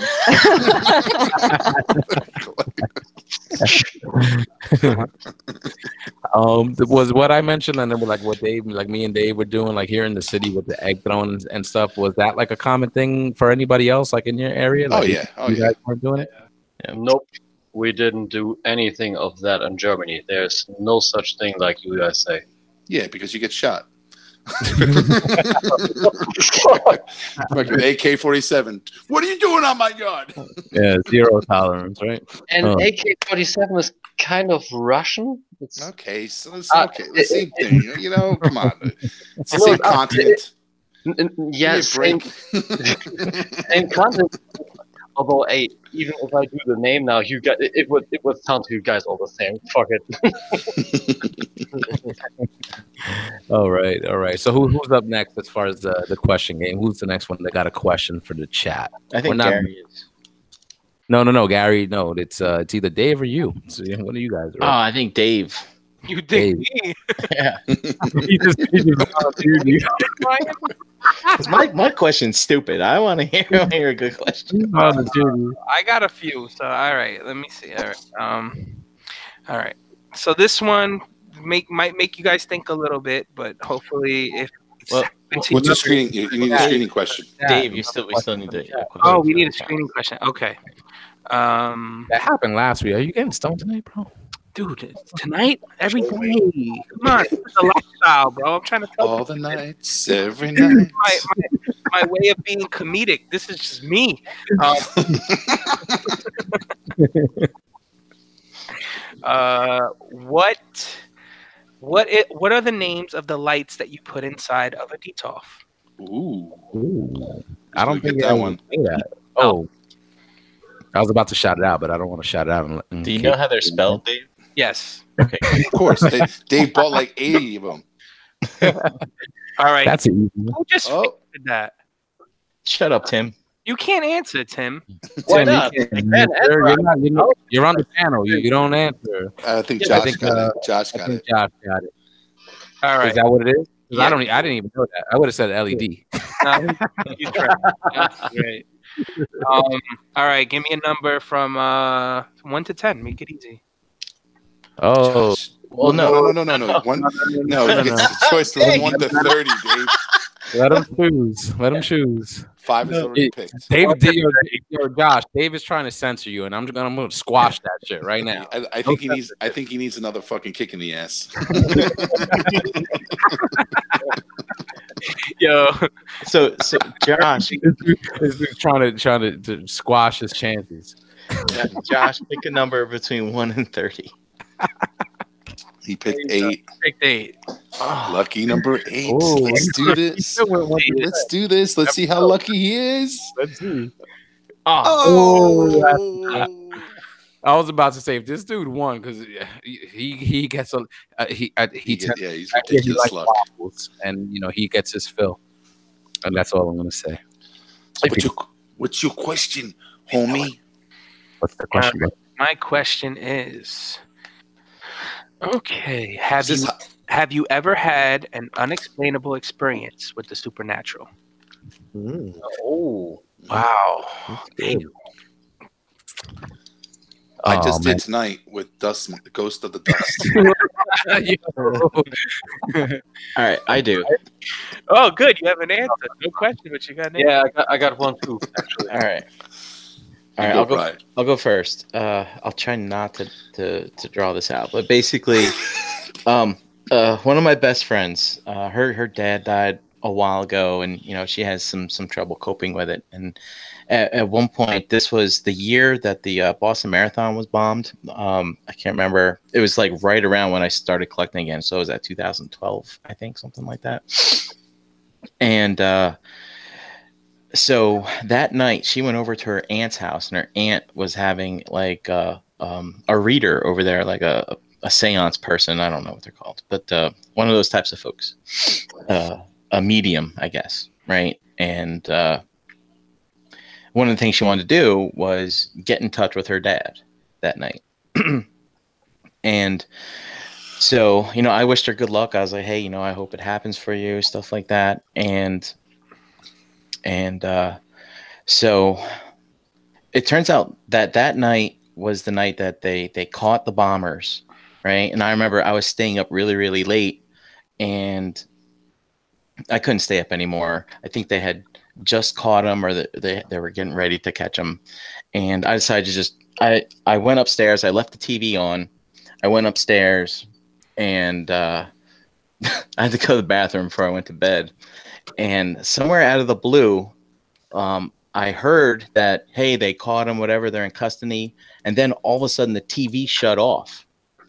And I was like, huh, that's really strange. Why did the TV just shut off by itself?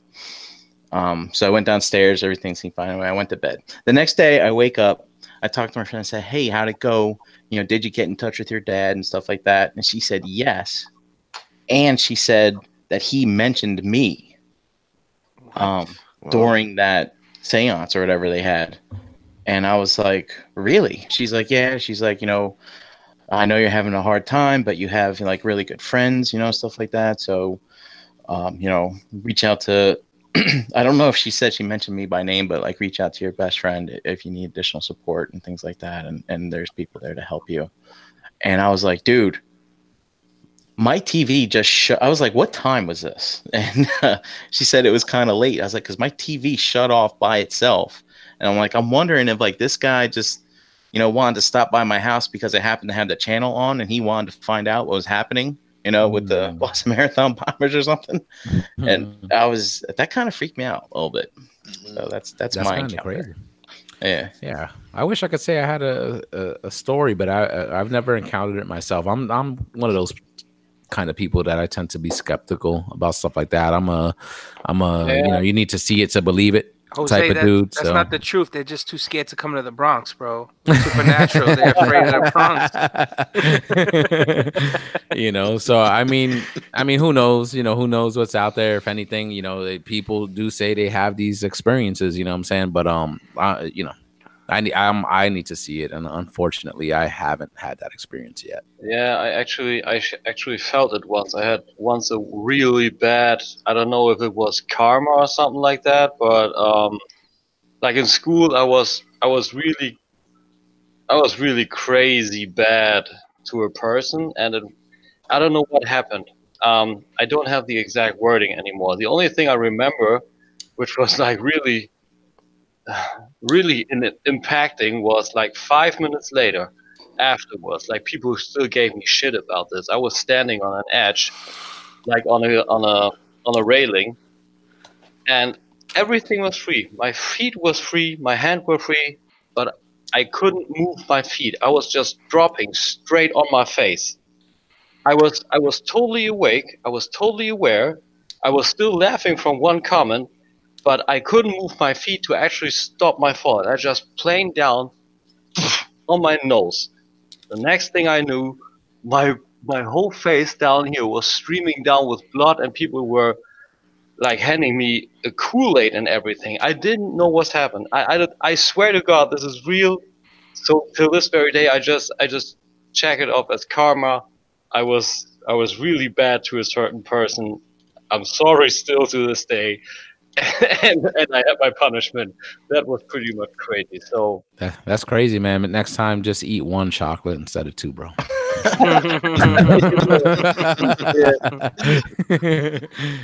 Shout out to Jason Lowry in the chat. He said he thought he saw Jesus when he was on the toilet after eating that Chicago pizza. That was just Dalton, bro. That was just Dalton.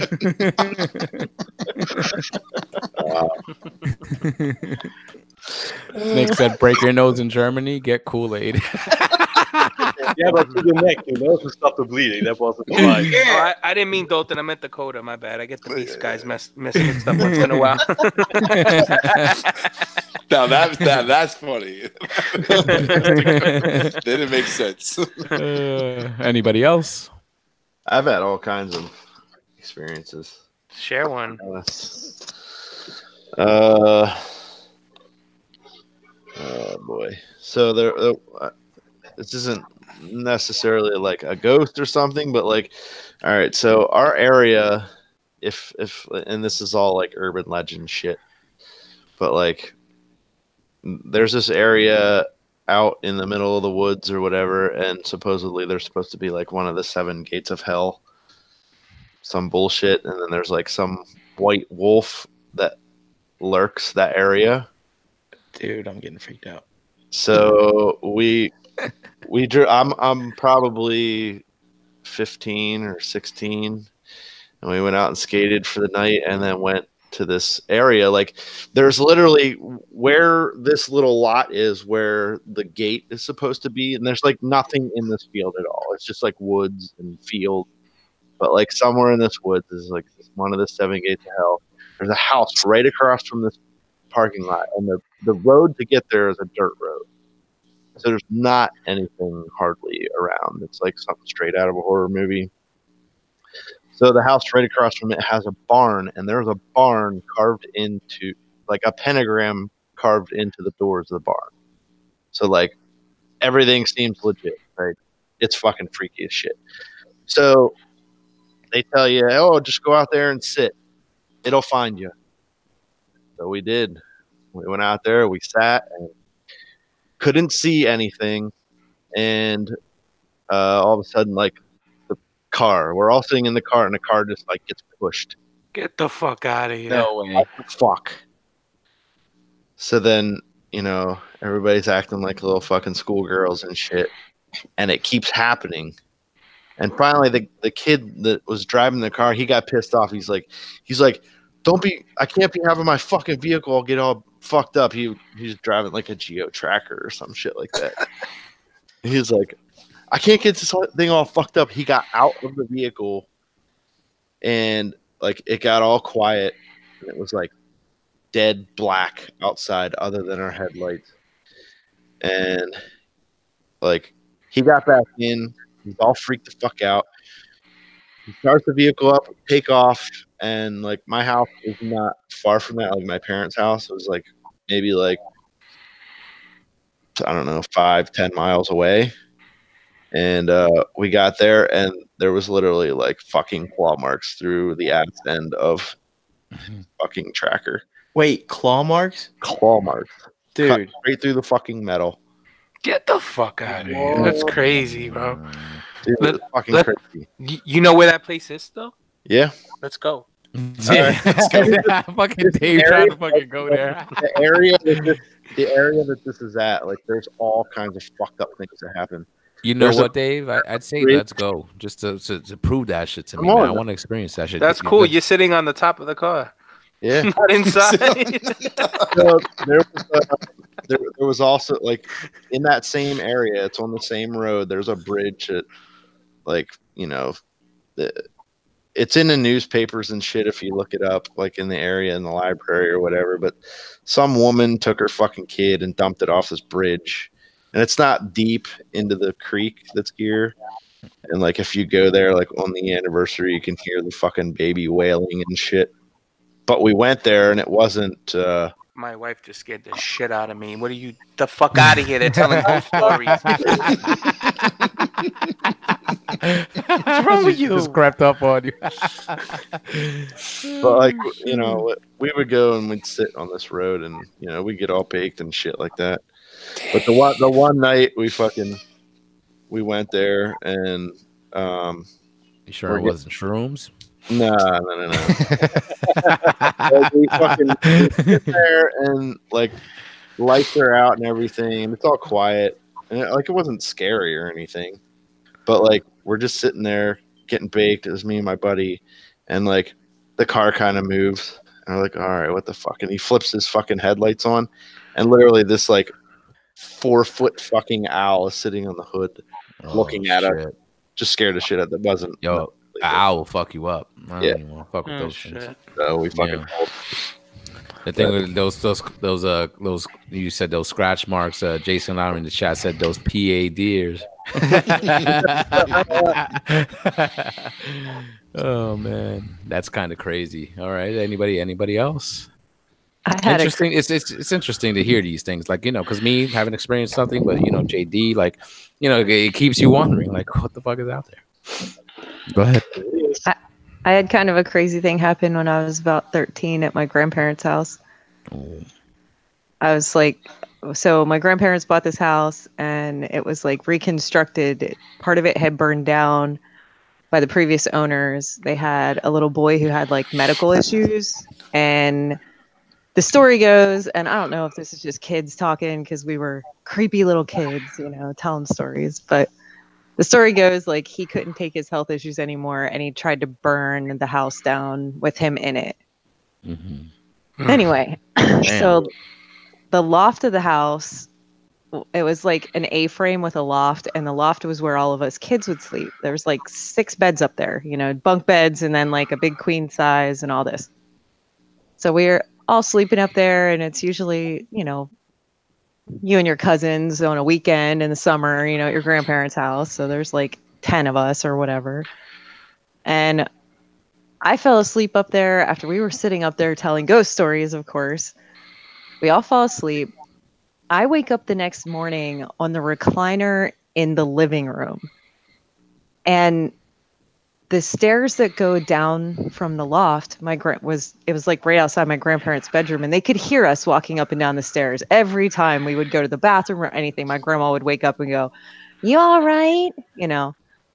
And my grandma woke up first thing in the morning and she comes out in the living room and she's like, "How in the world did you get down here?"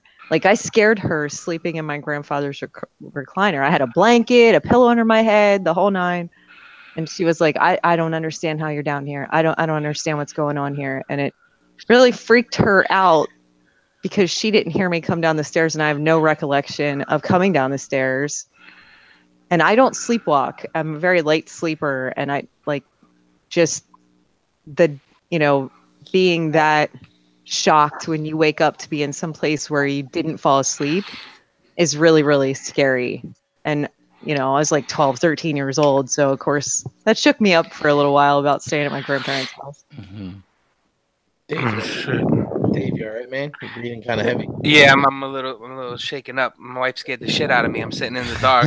You guys are telling these scary stories, and I just see her face pop out of the corner of the door. I'm like, what the fuck is going on? But lucky I didn't scream on air. I would have been fucking abused for life with you guys.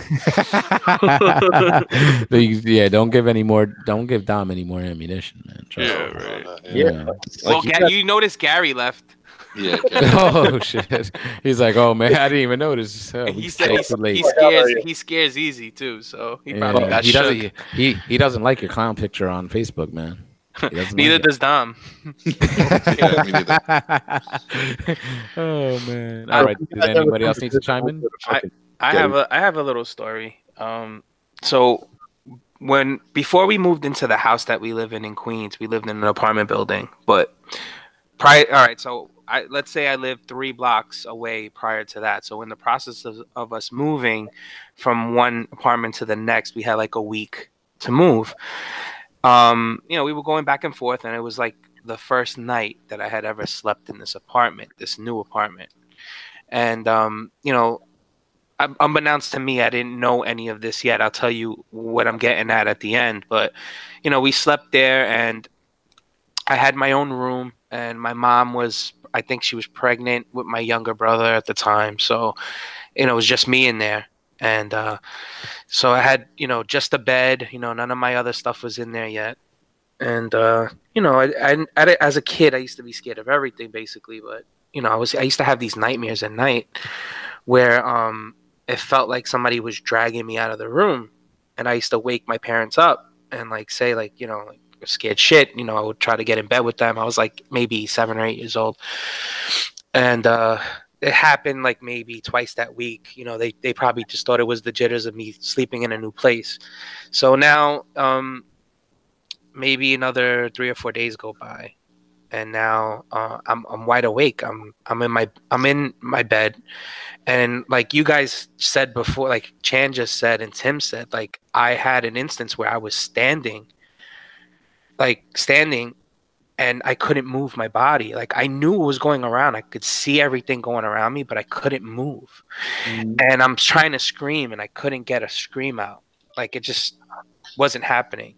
So I tried my best to fucking, like, I don't know, plop myself down. It wouldn't work. But then all of a sudden I sat down like if I was sitting, like somebody told you just to sit down direct. I sat down direct, something grabbed my forehead, pushed it on the bed. Like, you know, like not me doing it. Somebody did it for me. And I just remember, you know, sitting there and shaking because I couldn't do anything about it. And I felt the pressure on my head. So I went to sleep that night. You know, this is a series of things. So I'm just going into every little thing that happened. So then maybe 2 nights go by, right? And then a very similar thing happened. I got up. I think I had to use the bathroom. When I went to go to use the bathroom, there was a slight hallway before you hit the bathroom. I saw something standing there, to the point where I fucking woke my father up. My dad, you know, got out. He got his gun out. He was he's a retired cop now, but he was a cop then. Opened the window to the bathroom window. It was an apartment building, so somebody could have came in. You know, freaked him the fuck out. I swear to God that I saw something. I saw nothing. All right, you know, my parents are like, all right, you know, you need to stop this. You know, you're freaking out. You need to stop, you know, watching whatever you're watching on TV. I'm like, I'm not watching nothing. I'm just telling you this stuff is happening to me. So my dad, we used to work night shift. And so I'm sleeping with my mom in bed. And I felt something touching me one night. And I look down and I see a hand touching my foot, trying to pull me away, like the first dream I had, pull me away. So then I grab the covers, I lift them up quick, I see nothing. But then I look at the corner of the room and I see like the shape of like the back heel and foot of a foot walk away from the door. Like that's the only thing you could see. So again, I felt, you know, nothing happened. Then, you know, it got to the point where I was having these dreams so frequently, my parents were going to fucking take me to go see a fucking psychiatrist or something. Oh, shit. My dad was working in an apartment, and when he working through the apartment, he found like a hole, like, you know, like in a movie, bro, you find like a hole in the floor, and it was a box, and it had pictures of like a family. And, you know, we looked through the pictures, you know, it was nothing freaky about the pictures, but once they got rid of that box, I never had another bad dream again. Dude. Yeah, so apparently whoever it was, somebody had passed away in the room that I was sleeping in. That's what I heard, like years later. I'm talking like 5 or 6 years later, we found out that somebody had passed away there. So Nick saying it was the chupacabra. Yeah, shit. Yeah, but that, I mean, that's as far as it went for me. But I know it got to the point where my parents thought I was crazy. So, but maybe they were trying to get you to find that box. Yeah, it could be, but you know, Don't pass that one. freak out my father, freak out my mother. Leave me the fuck alone. I'm a little kid. Like, what do you want from me? You know? Yo, dude, that sounds like that's some fucking crazy shit. That sounds like that like Nightmare on Elm Street. Like, you know what I'm saying? When Nancy was having the dreams and trying to tell the parents, and the parents are like, "What the fuck's wrong with you? Like, you're Children and animals are usually the most acceptable to that sort of thing. Who and animals? Children. No, that's why. Yeah, that's why. Like, damn, that's fucking crazy. You're scaring people in the chat, yo. Fucking I'm freaked out myself right now. I'm fucking looking around my room now. I hope nobody's back in this house.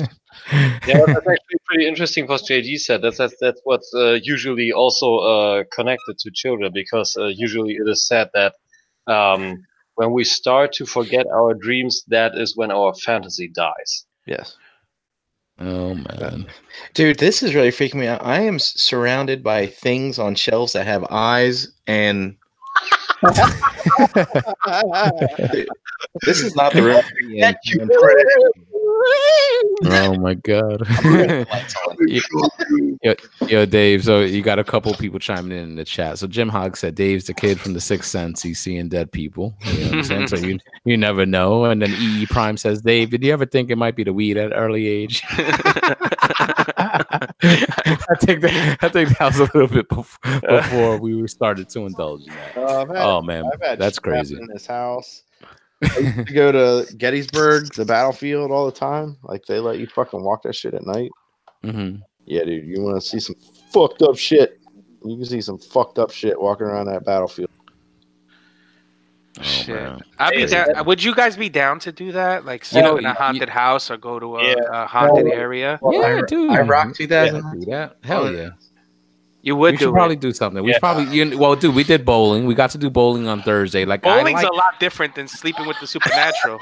No, but dude, but that's what I mean. It's just like, we got to hook up. We did bowling. You know what I'm saying? Like, this is shit that we should be doing when we get together. You know what I'm saying? Yeah, definitely.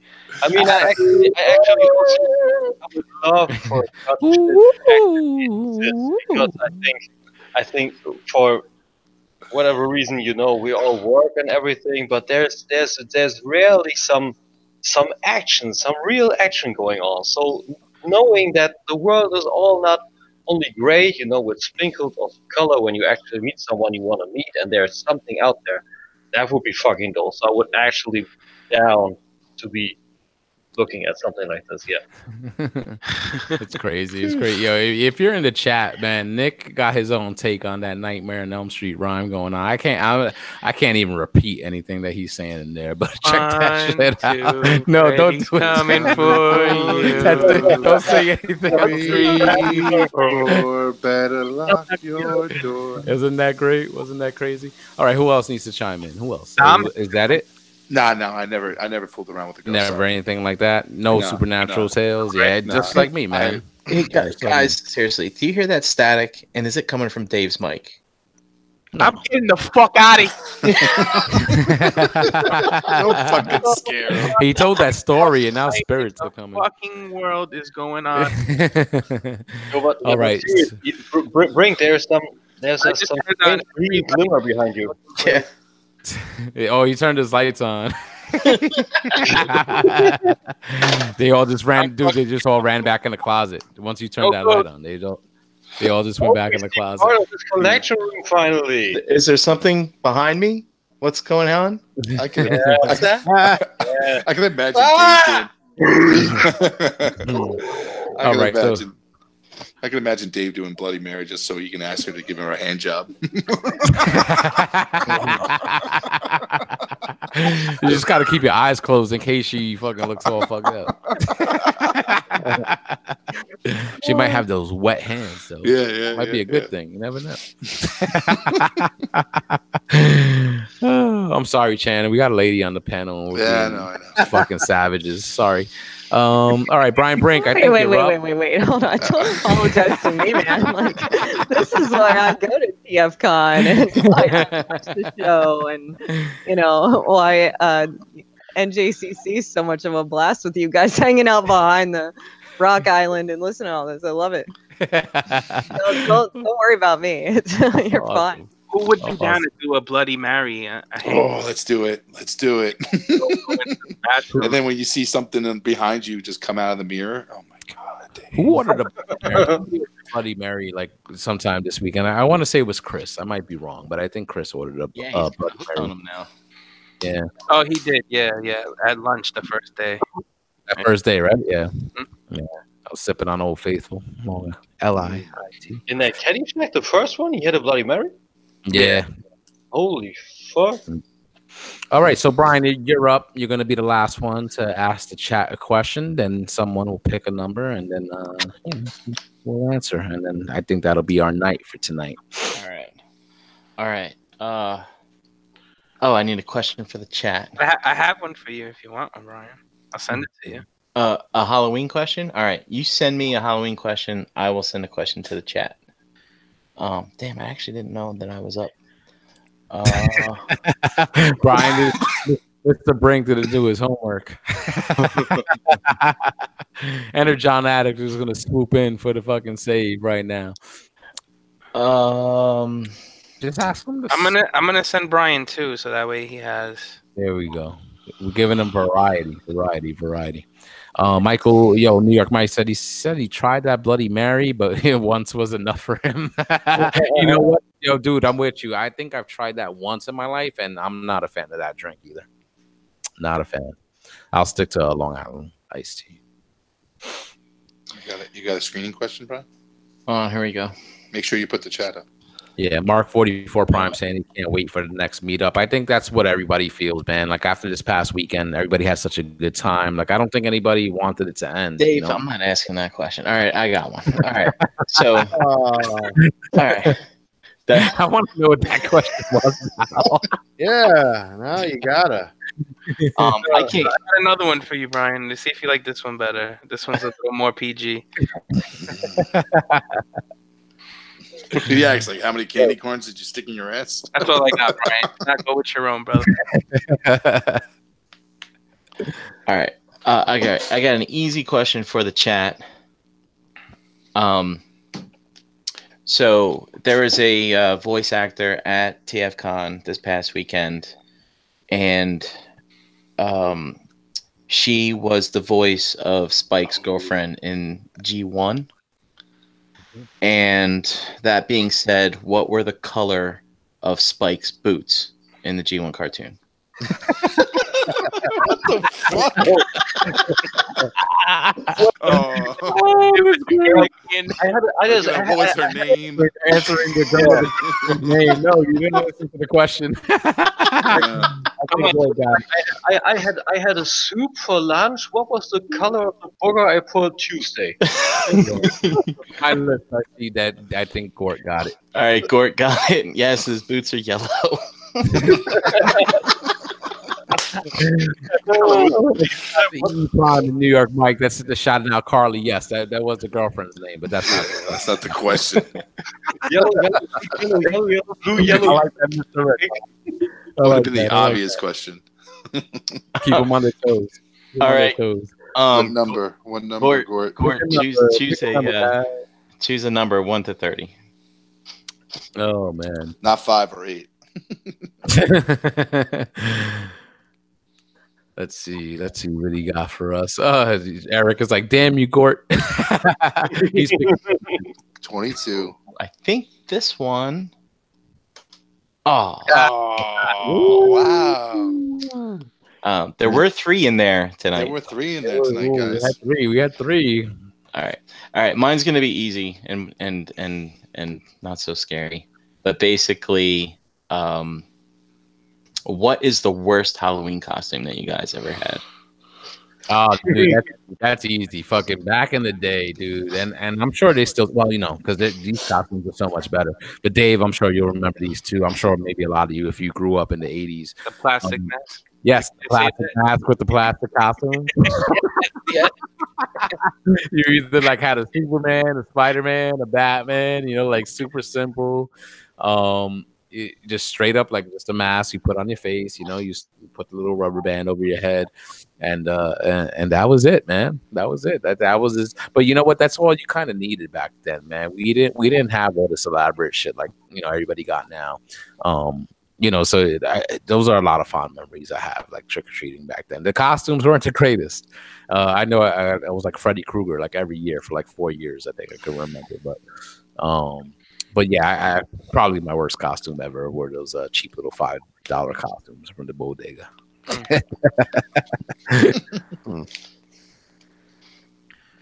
Who's next? Okay, I'm going to next. I think the worst and then equally the best was the one where I actually went as a black ninja. I had like only a visor and a black suit that was kind of satin-like, like a totally fucked up suit. But the dope part on this, because the suit actually sucked, but the dope part on this were the nunchucks. My mom helped me make those nunchucks, like really, really tight rolled up newspaper, and then with black tape around it, and then even chains. Like we tried that on a few people. Those things really hurt. So they weren't German Wiener Schnitzels, like tied together. Wiener Schnitzel. That could be an alternative route. Yeah, maybe, but no, Yeah, newspaper. no, Only newspaper. Okay, gotcha.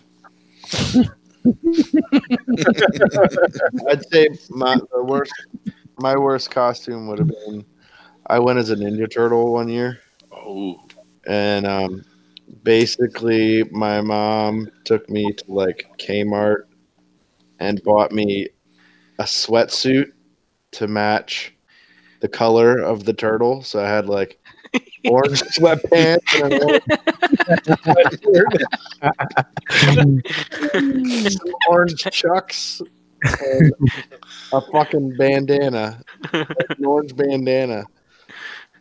You know, this is like lame, super lame. So you look like a cross between a Ninja Turtle and a breakdancer or something like that, right? Yeah, pretty much. I look like a motherfucking crayon. That's what This was a good costume and a bad costume. I did this for work. This is my prior job. This is maybe about 6-7 years ago. I decided to buy blue paint, basically blue, face paint, and I colored my face blue, my hands blue, and I dyed my beard like how I have it now, white, and I wore a red Mets hat, and I was Poppy Smurf. And it was so bad that the paint was just getting it all over the place. I had to reapply it because I was like actually working using the phone and shit, and I had to go to the restroom, and I got blue paint all over the fucking the paper dispenser.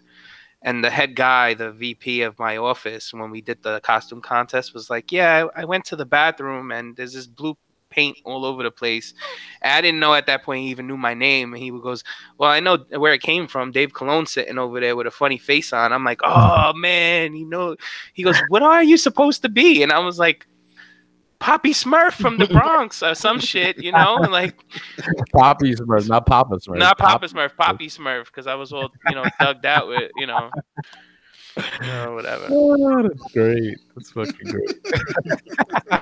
Hi, Poppy. hi, Poppy. Oh god. Yeah.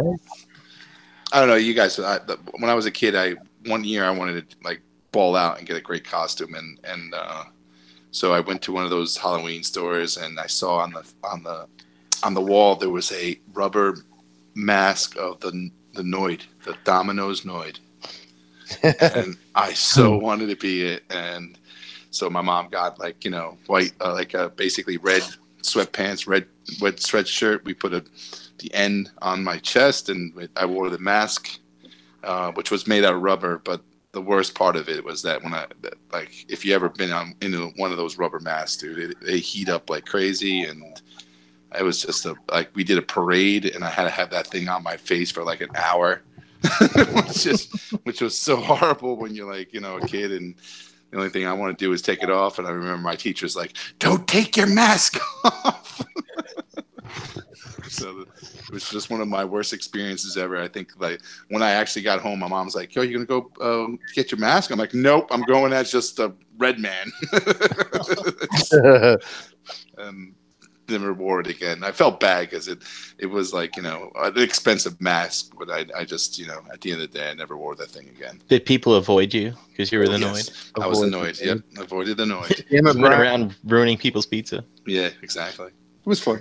It was big back then. Like I think that year, that was kind of the thing, and Domino's was very popular. And I wanted to be annoyed.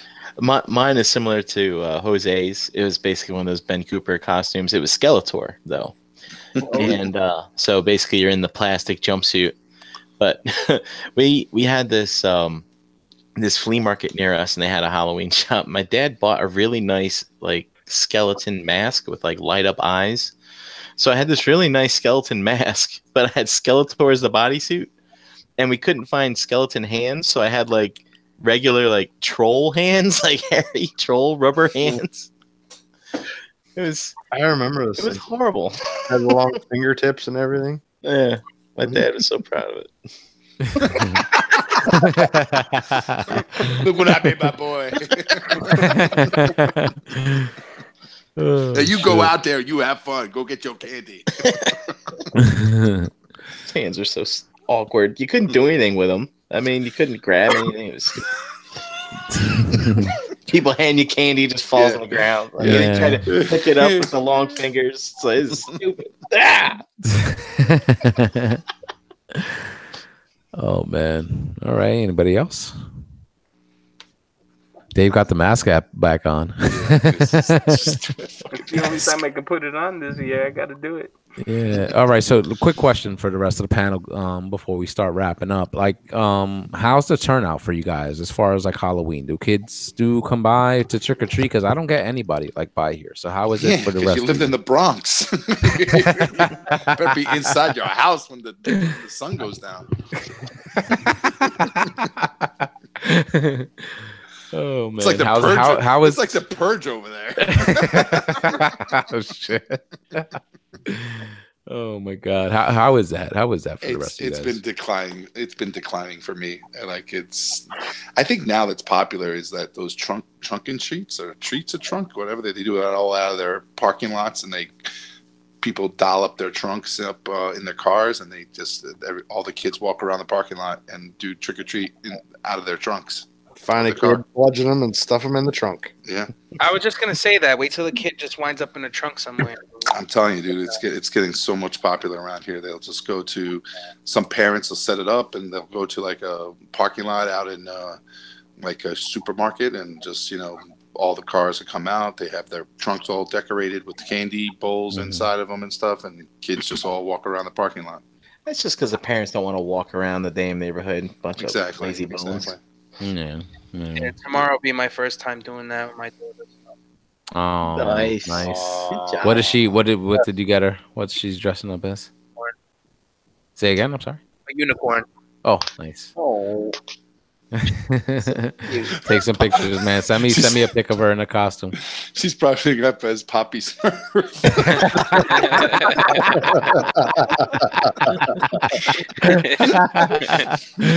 Oh my god! Oh man, it had to be done. I can see her at like 11 years old, and Dave coming down. I got the costume for you. Oh, I got a good costume for her next year. I already got the idea. It's gonna be Star Wars related, so we'll see how it works out. it's gonna be an Ewok, right? Yeah, yeah, definitely, 100%. You remember the movie, Yeah, the Ewok movie? Sindel, the little. Yep. She already got the look, bro. That's it. Speaking of kids in costume, did you see that kid run around TFCon as a Grimlock? No. You can find it online, like on Instagram. It's fucking hilarious. Awesome.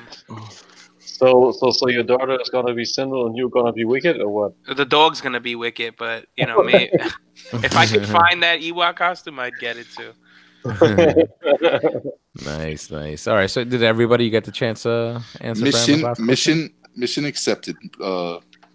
Dave, I will find you an Ewok costume, and you're gonna fucking wear it.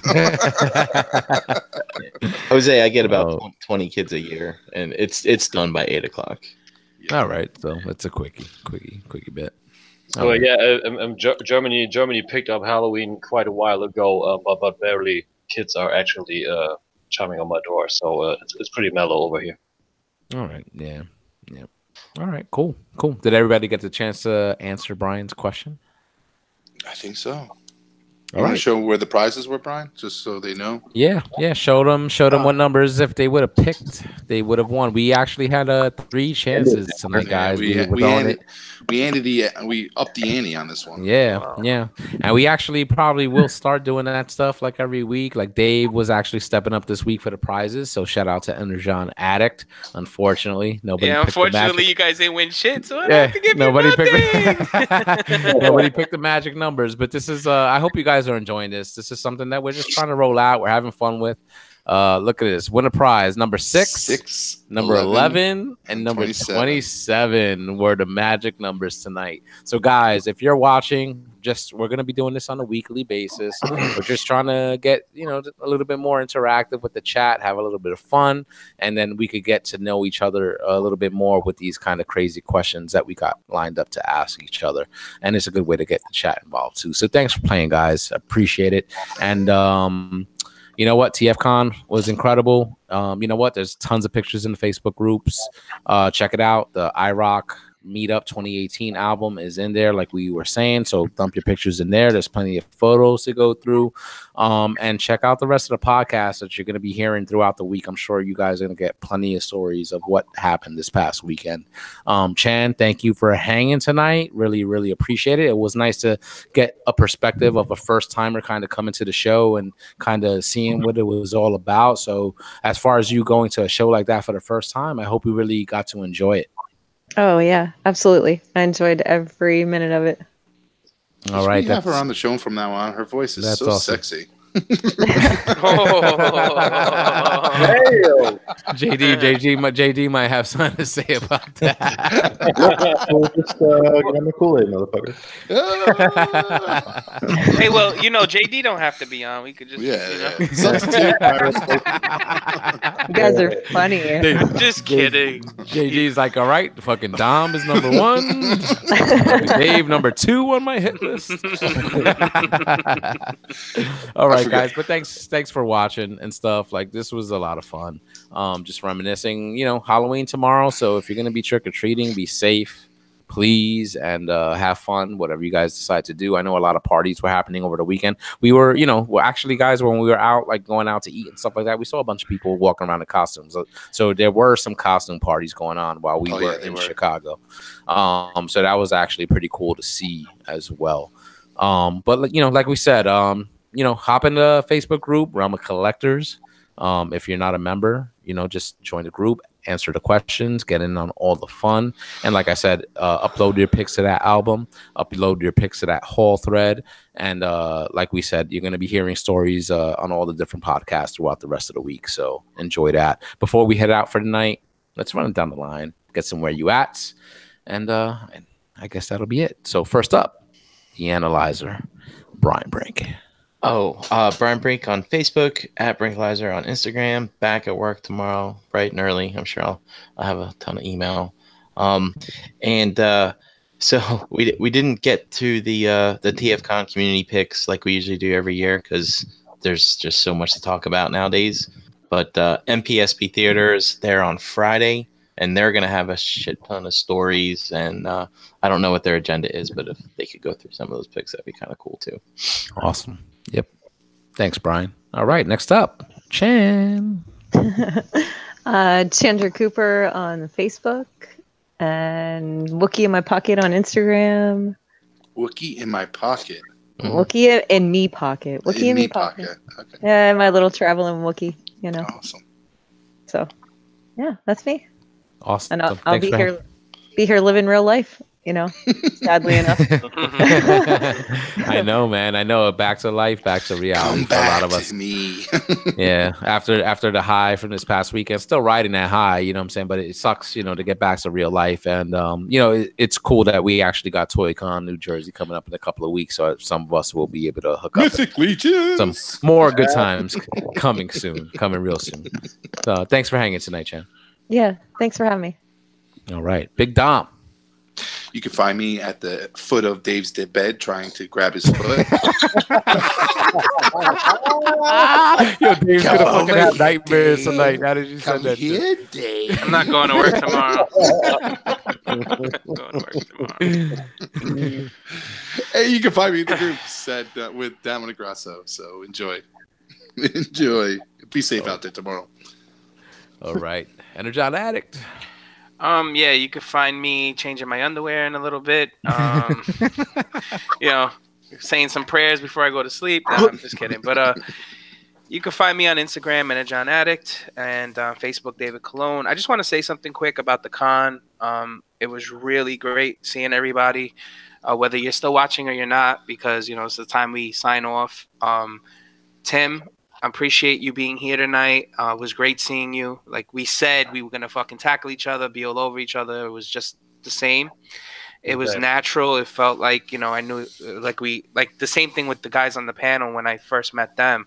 It felt like we knew each other for way longer than just, on Hangouts for hours at a time during a week. Yeah. Same thing with Sam and anybody else I got to interact with.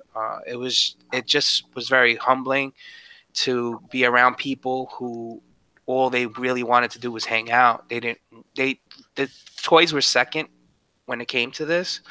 It wasn't so much, getting that hot toy that you needed to buy or that exclusive. I mean, that came with it.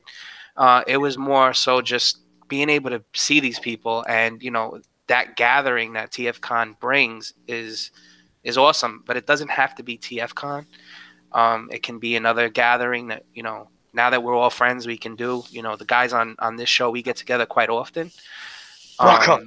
Yeah, RockCon, whatever it needs to be. It needs to to me, it needs to happen at least once a year, because this year compared to last year, it just gets better every year. I can't explain it. Like I get back on this high, and it's not like a high that I'm normally on. You know what I mean? I'm not stoned and fucking whatever. It fills us a void inside. You know what I mean? Because you see these people, you talk to these people, you make all these promises to these people that hey, we're gonna get together one day, and then boom, it fucking happens in real life. And we're fucking bowling together, we're drinking together, we're eating together, we're fucking playing with toys together. We're just sitting together. Sometimes that silence that you could have with somebody means more than, the conversations we have on the hangout. Just sitting next to that person and, being able to just reach over and slap them in the back of the head, or fucking, give them a high five. That's what, this does for me. So squeeze their butt. Exactly. I mean, how many times did I, Chan, how many times did I hit on your man this weekend? You know what I'm saying? How many times? God. Because I don't get to, like JD, I get to see you twice a year. So it's all love, man. We fucking between you and Dom, I really didn't have a whole lot of room in there. Exactly. So I just thank you everybody who showed up. Thanks for everybody who doesn't even show up but participates and wants to participate. Just make an effort next year. Save some money up. We'll do something. It doesn't have to be a TF Con. Exactly. If you make your way to New York, hit me and Jose up. You could have a mini TF Con with whoever's around at the time. Let's do something. That's all I want to say. Thanks again. That's awesome, Dave, man. Thank you. And you echoed the sentiments of all of us here on the panel. Everybody that's involved with the realm, man. A lot of good feedback coming out of this week. And then it shows that what we do here, we're doing something special. Like, not to harp on that, but we're touching people's lives, and our lives are being touched as well. Because, I mean, my interaction with Josh before leaving on Sunday, I mean, I was in fucking tears, man. Like, literally. And I mean, I don't know what else to say. I mean, that's all there is to say about that, man. It's special, man. So thank you. It is. How many times a year do you get to have sex with a prosthetic? I did. I did. Like, geez, who's gonna top that next to TFCon? Come on. That was incredible. How many times do you take your friend's coffee and he's waiting there for you, waiting for the coffee, and he doesn't know that you have it? How many times? That was great too. That was great. Yeah, that was a good one. Oh man, thank you, Dave. Thank you for that, though, man. Really, really appreciate those words, man. It means a lot, man. It does mean a lot. All right, JD. Yeah, you can find. Well, I don't have a phone still. So yeah, I have Instagram and my Messenger up. So those are the only ways I can really communicate. But Pigment Surgery on Instagram and Xbox Live. I'll eventually get Facebook back.